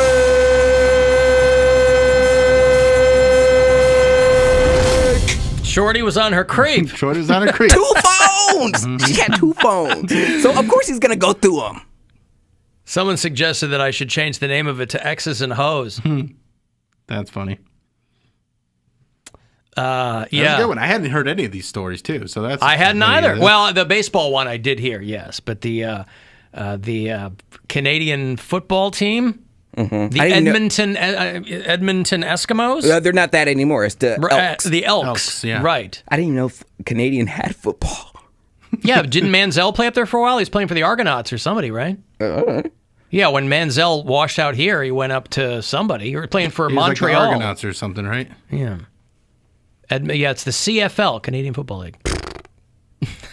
Like, people take me seriously. I have an Edmonton Oilers jersey, but I'm not familiar with the Edmonton Eskimos. Like, when Canadians get sad and they get outraged, they're like, I'm sad. I'm outraged. Like, Canadians are just so polite when they're outraged. I think that stereotype's going away. I think because a lot of Canadians are acting very similar to Americans with all the COVID restrictions. So I think whole like, oh yeah. Oh, Canada is a lot of hill rods, yeah. boy. Yes. Canada's got racial issues in the cities. They got hill rods. Listen, most of Canada is the woods, right? Yeah, most of it is. Look at the landmass, and they have like, a quarter of the population we have. Not even. Yeah, Manziel played for the Montreal Alouettes. That's what it was. Yeah. And now he's a quarterback for the fan-controlled football. He plays for the Zappers. But the Alouettes fired him there in Montreal for violating his agreement. And that was a couple of years ago. 2 phones, though. 2. Right. 2 phones. 2. How do you know the passcode for both of them? 2. I don't know. He must know something was up. She was in the shower. That happened to me once. Someone went through your phone in the shower? No, he went through the phone. No, I was in the shower and someone went through my phone. But I thought you said you did the same thing to someone else. I've been there. That's what started it. That's what prompted it. I was like, so you thought what's good for the goose? Well, 2 wrongs will make a right? Thing was, I was cheating, so he had a feeling, but that doesn't mean he had the right to go through my phone. I had someone go through, they logged into my Twitter, and I got a notification while I was at the gym that someone at a different location had logged into my Twitter. I'm like, oh, that location is where my house is. So I asked them about it when I got home, and they lied about it at first. And this is somebody I had already broken up with. I was just having some, severance pops, and then that was that on that one. What would be their? Fortunately, nothing like that has ever happened to me. So I have to recuse myself from this conversation. But what would be her point in doing that, Bill, if you guys were already broken up? Why would you want to go through someone's Twitter? Because she was nosy. And she, okay. I mean, this is someone that is like super nosy, and she wants to know everything. She's a detective when it comes to stuff like that. So I can understand that. Just for the sake of it, I would want to be nosy, like and sliding in the DMs, and also like you're not going to find anything in my Twitter DMs. It's the Instagram. I love how Instagram now has like the vanish mode. I'm just like, this conversation is about to self-destruct. It never happened. Conversation is over. That vanish mode is a demon. It is vanish mode. It's messy. It's so messy. Canada is on some shrimp now because of residential schools. Yeah, boy, if you've been watching. What's that? Okay, so residential schools in Canada were basically where they would remove Indigenous kids and put them in a white school to like indoctrinate them away from their own culture. And so they've got a school system in Canada they're called residential schools, and they were primarily for that purpose. But there's a school where they found 215 bodies of Indigenous kids that was messed under up. the school or something. Oh, what? God. Yeah. So they're dealing with that now. They're they want the government to like declare a national day of mourning. The bodies of 215 children were found in British Columbia on the grounds of a school for Indigenous children who were forcibly separated from their families by the government. This is like the original sin up in Canada, too, is pulling these Indigenous kids away and throwing them in white schools away from their families. That's wild. And so no one knows what happens to these kids. I mean, they got killed and put on. Well, obviously they found the bones, but like how and why? The Kamloops Indian Residential School in British Columbia, so western end of the country, opened in 1890, closed in the late 1970s. Over the span of a century, more than 150,000 indigenous children were taken from their families and sent to residential schools to rid them of their native cultures and languages. White devils. And quite literally. Really? There are many others in unmarked graves across the country. So there, obviously, this is like, that's a cultural genocide in Canada. So, you know, nice light conversations being had up there in Canada over this right now. But it's really gross and sad. And so, listen, Canada's a country like any other. You know, I mean, they've got their issues. And I believe Dave Gahan said it best. People are people, so why should it be you and I should get along so awfully? Yeah. Right? Cosign. The reason I asked you about Coach K earlier is that he's decided to retire. Yeah, I don't even know who that is. Coach Krzyzewski. He's been the long time. He's turned down multiple overtures from the NBA over the years. He's one of the winningest coaches of all time. He's shepherded the Duke men's basketball team for decades. He's 74, and he's going to retire after this season, the 21-22 basketball season. He's entering his 42nd season as the coach of the Blue Devils.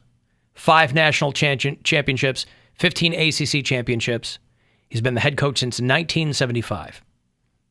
He's been a head coach. He led the Army basketball team for 5 seasons before taking over at Duke. And so he's decided that he's out. He's basically been on the short list for every NBA team who was changing coaches at one time or another. Every team looked at Coach K and was like, we'll give you, you know, whatever you want to come here. But if you're a college coach, there's basically nothing but downside in going to the pros. John Beilein learned, you know, the Pistons just picked up John Beilein. The guy's 100 years old. He's like, Wasn't that the guy that came here for a minute? Beilein. Yeah. He was in the Cavs. Yeah. And then he got the boot real fast. But like Tom Izzo at MSU, that was another guy that every time there was an opening on a pro team, they were like, I think the Cavs were trying to get Tom Izzo to come here for a while. Yeah, they were. Couldn't get him, so they went to Beilein. You have Brad Stevens, who was with, I think, Butler. He had a lot of success there and then made it to the Celtics.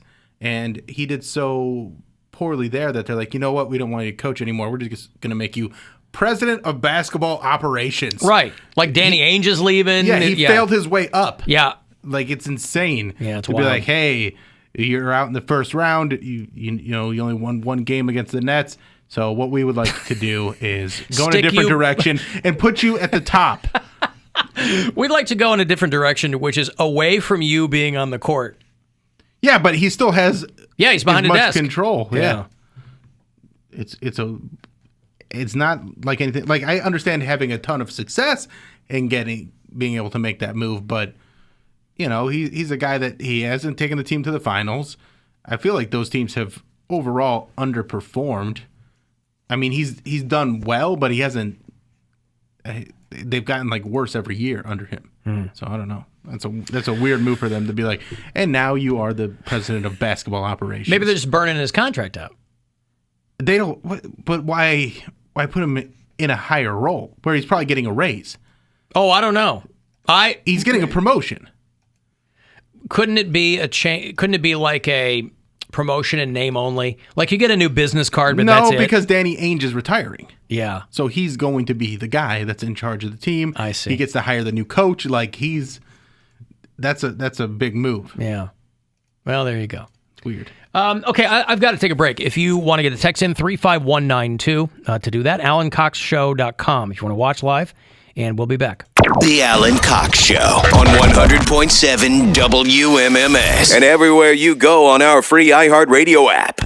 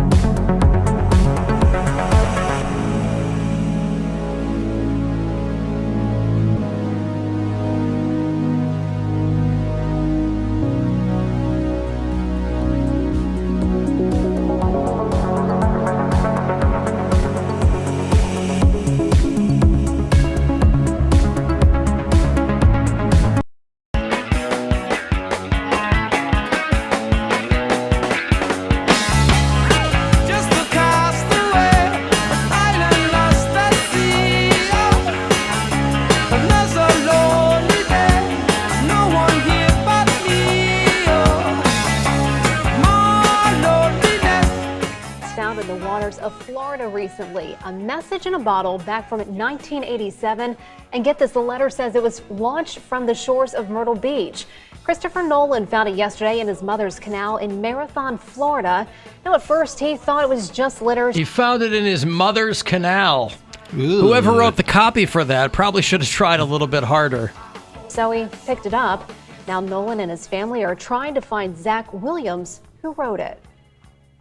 I just noticed that there was a piece of paper in it, so I dug it out. I figured, nobody would have just stuffed the, it looked like a note. It took up the whole bottle. It was rolled up in there, so I just figured take it out, and it was just this cool little note. What an awesome story. There's not much to this letter, though, just a note challenging whoever finds it to return it to Zach Williams. Nolan says it's getting a lot of social media attention, too. So if you know a person by that name, just ask about it and reach out to our News 13 team or Nolan to help us track him down. Yeah, I call bull shrimp on this, by the way.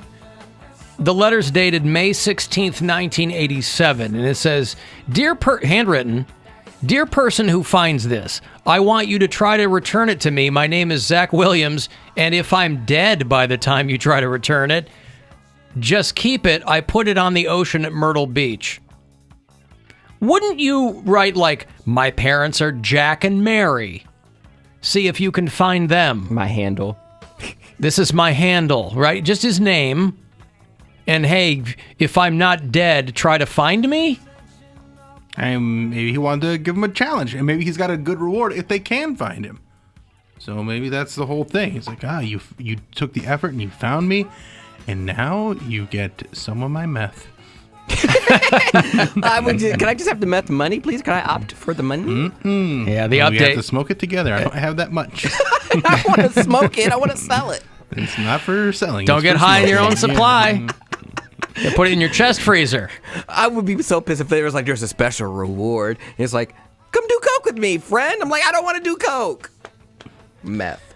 Well, the family, the update is they found the guy, except he didn't write the letter. It was his son who wrote it, and it isn't actually from 1987. It's from His son 3 weeks wanted ago. his son wanted to write a message, put it in a bottle, and send it out to sea. The guy didn't realize that the message was in the canal while the family was vacationing in the Keys. So the guy who found it, again, so when I saw that story, I'm like, there's no way this is true, because it looked like it was written by a child, which it was. Of course, that doesn't mean anything either. Yeah, a lot of grown-ups that, chicken scratch. If I have the worst handwriting, I guarantee my handwriting is the worst on the show. Well, I'm better with cursive than I am regular writing. I mean, cursive? Who's using cursive anymore? I use it on my podcast, but not on this show. Say again, what? I use cursive on my podcast, but not on this show, of course. Cursive, Bill. Oh. Cursive. The fancy writing. I'm not that pretentious. You don't break out your calligraphy pens? Look how cute it is.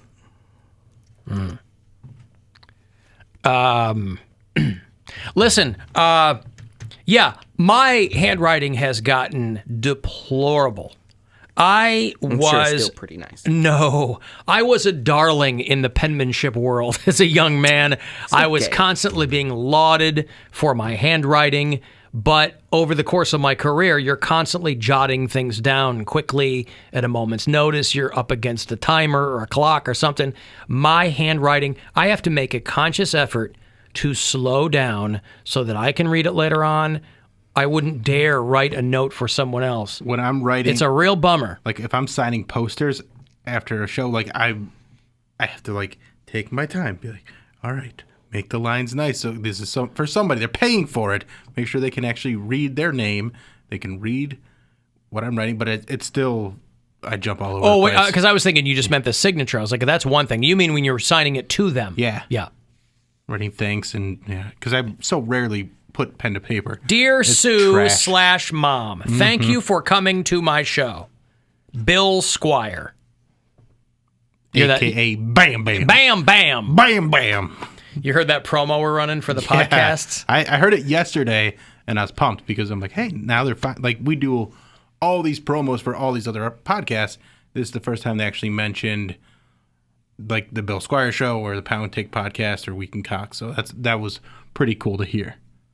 Yeah, because this show's podcast is one of the top podcasts in the company. Yeah. I'm like, why aren't we talking about that? I assume that the thought process was, well, we've already got those people. We're trying to get people focused on other things. But my thought was always, why are we pointing people to podcasts no one's ever heard of? You know, they get 5 weekly listeners. Why? I know that this company spent a ton of money on podcasts, but, you know, you could dance with a girl who brung you. Well, now they are. Inject the buzzard into your You got to inject. Yeah. phone and infect your iHeartRadio app with your favorite local podcasts. Infected. The Alan Cox Show, Rover's Morning Glory, Flicks and Bill, The Weekend Cox, The Bill Squire Show, and the Poundcake Podcast. Damn, we giving podcasts to just about anyone now, huh? And it's got that little thing at the end, yeah. But it's funny. Well, they ain't wrong. Gotta get back going with Flicks and Bill, too. I got episodes of that stacking up. Yeah. But yeah, that was cool to hear. It's cool to hear that actually on like a promo, like a voice promo mentioning the Bill Squire Show and Weekend Cox and all that stuff. When podcasts first got to be a thing, everybody was more concerned with quality. Now they're concerned with quantity. It used to be like, well, you know, and that's why when we were talking about Poundcake doing, you know, for a good couple of years, talking about him doing a podcast, he was like, well, I want it to be good and I want it to be. And he's right. But in the interim, it switched from quality to quantity. There isn't anyone in this building who, if they went to management and said, I want to do a podcast, that they would be like, well, what's it going to be about? They just go, fine, cool. Well, put it in there. Takes nothing to do it. So Right. why not? Yeah. And, you know, Poundcake's, you know, we goof on it, but he does get a lot of listeners every week. Mine's building nicely. So it's, you know, why not have those things under the, you know, iHeart umbrella where they don't have to do any work. So what do they care? I was walking down the hallway the other day and I walked past Ray's office and he's like, hey, you're doing a good job on that podcast. I said, I was like, I am? Thanks, Ray. Well, that's nice. I know it means a lot coming from him. Like he's Ray is the guy who he's the program director down at WTAM. I was like, thank you. And that means he's noticing. So is he listening? Or he just sees the metrics? He sees the numbers I because think he's the he guy sees the that's like, he's over the podcast. Oh, he is? He's the podcast poobah? Yeah. Oh, I see. So he sees all those numbers each week. So, yeah, he sees good stuff. Coming from Poundcake. There you go. Congratulations. Me? Because there's also, you know, there's a bunch of other ones that Poundcake, they you are our top ASMR podcast.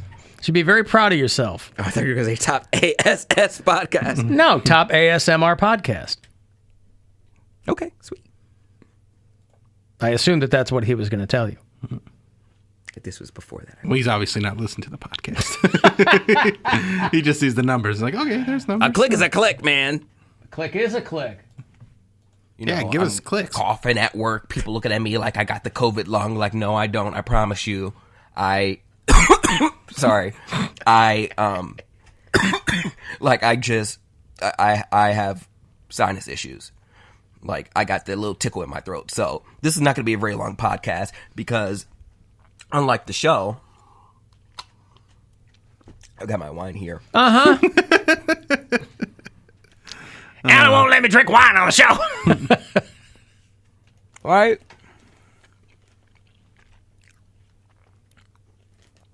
Hold on. I had to finish my gummy worm.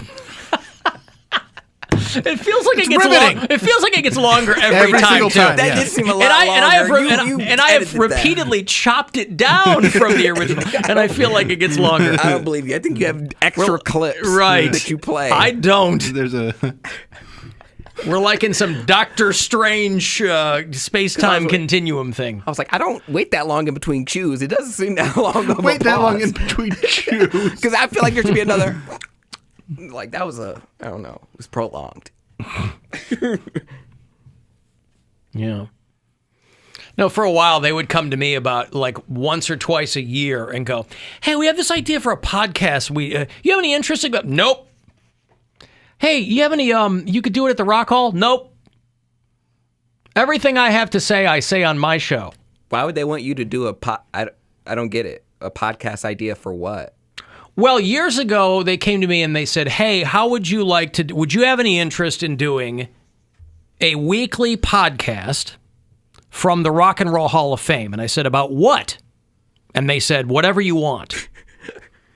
And I said, well, I already do a show, whatever I want. And they go, well, like, you be talking, like if there was an obscure band you wanted to talk about or two, and I go, I mean, I don't think anybody's going to listen to a podcast of me talking about King Diamond for 30 minutes. You'd be surprised. I would be surprised. Yeah, there's people out there. Nah, I know. They'll listen. Hey, Tim. Hey. What's going on? How's it going? Good. Nothing. You were talking about the depreciated handmanship or penmanship? Yeah. I like to call it handmanship. You're right on board, Tim. Well, good. Yeah. I'm glad we're on the same path. But I write a schedule every week, and I have to call 3 or 4 or 5 customers back each week because I can't read what I wrote. Oh, I see.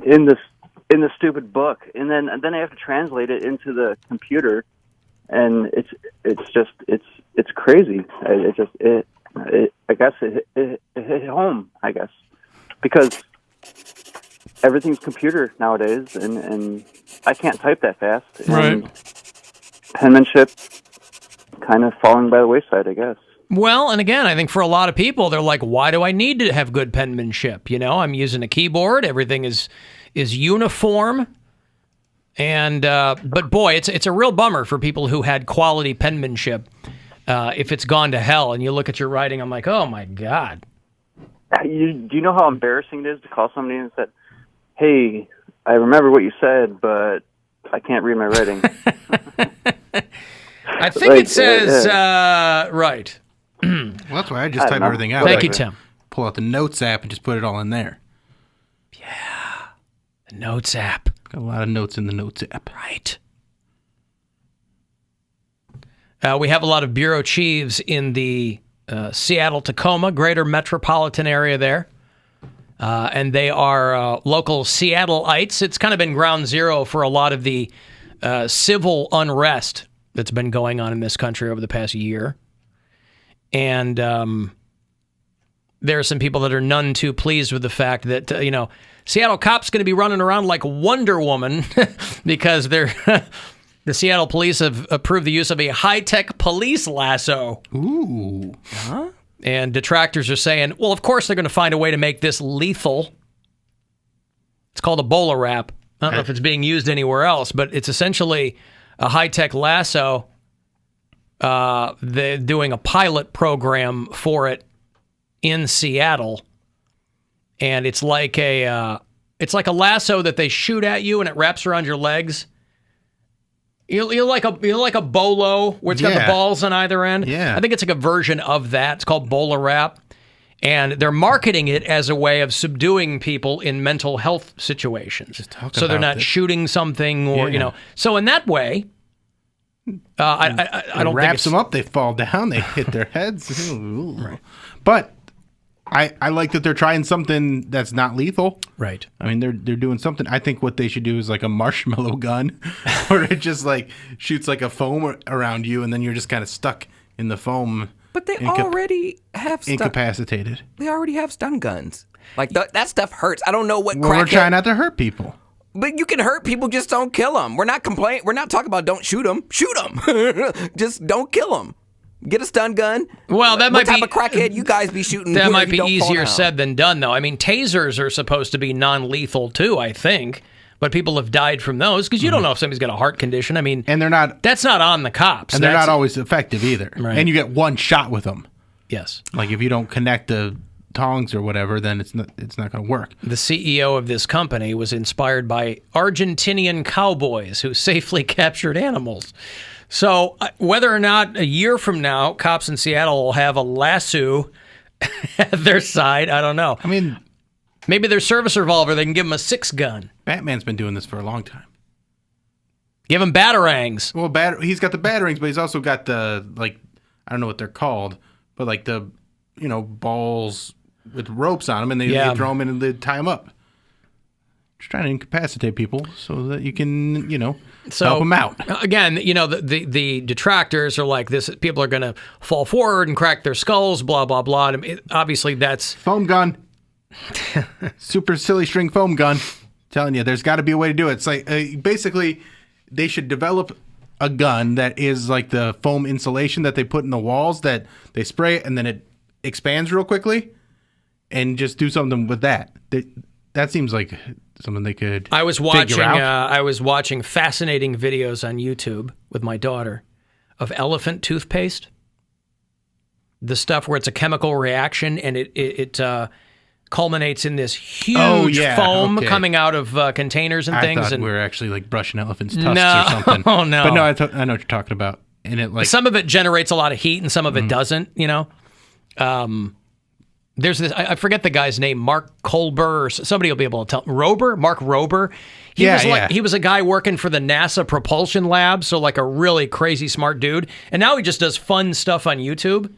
And he was doing like a birthday party for a kid or something, and so he created these elephant toothpaste experiments or whatever. It's pretty wild. So something along those lines. Can you subdue people with, or like a foam that hardens when you? Yeah, that's what I'm shoot saying. Them? Yeah, there's got to be something like that. Yeah. But they're gonna find out there in Seattle. So thank you to our bureau chiefs who sent me that story. Or like the brown noise. Weaponize that, and so like it just yes. Yeah, you come up on someone, they're acting a little weird, you turn on this noise and it makes them poop their pants. They're gonna stop what they're doing. That's right, stop what you're doing because I'm about to ruin my pants. Argentinian Cowboys is an all-male dancing review in Atlantic City. All right, thank you. Give it up for AC. Uncensored and uncut. Oh, I've got to take a break. If you want to get the last word in, send me a text 35192 and we'll be back. The Alan Cox Show.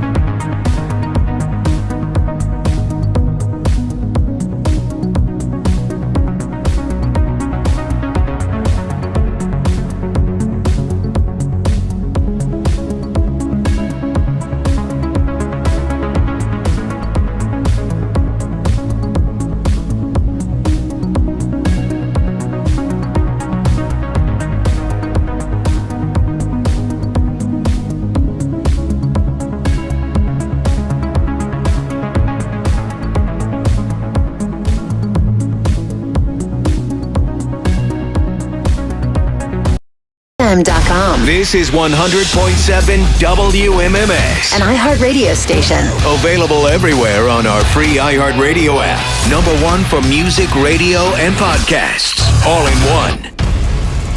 Hi, Weezer here. We can't wait to get back out on the road and play for you. Let's get vaccinated so we can get back to live music safely. Today is We Can Do This Day. We all have a reason for getting our COVID-19 vaccinations. From getting back to live shows, to our families, to the things we love. Getting vaccinated gets us there faster. Find a COVID-19 vaccine at vaccines.gov. Because we can do this. Brought to you by the U.S. Department of Health and Human Services. What are you guys doing here? They have to be here. What are you doing here? What's your excuse? Back to the Alan Cox Show. On 100.7 WMMS. Okay, we got to roll. Thanks very much for hanging out today, guys. I think Mary's back tomorrow, and she'll regale us with tales of being a newly minted millionaire. She's probably pretty excited about it. She's going to load up the truck and move to Beverly. No doubt. That is. Yeah. What do you got coming up, William? Next week I'm going to be with Jeff Dye at Hilarities, Friday, Saturday, and Sunday. You can get tickets at hilarities.com. And a new episode of the Bill Squire Show will air on Friday on the audio. It's not necessarily a live stream, but it's like a live viewing of it. So like I'll watch along with you tomorrow on YouTube at 9 p.m. You can get in the chat with me, and usually the other people on the show will be in the chat too. It's a lot of fun that way.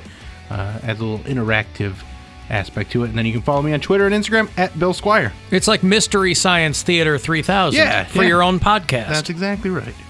I assume you're Tom Servo in that scenario. I mean, sure. Poundcake? Just Radio Cody B on Twitter and Instagram, and new Poundcake podcast tomorrow. Okay, cool. Thanks, guys, very much for hanging out today. I'm out there at Alan Cox Show, and the program is available for you on the iHeartRadio app. The Week in Cox is also available via podcast as well if you're not up early on a Sunday morning. That's out there for you. If you need to drop us a message, you can do that any time on the After Hours line. It's 216-986-8903. And I think that's it. I appreciate you listening. Rachel Elliott is next after 6:30. No Tribe game tonight. And we'll talk to you again tomorrow around 2 o'clock. And I will see you in hell. And now I must leave you as the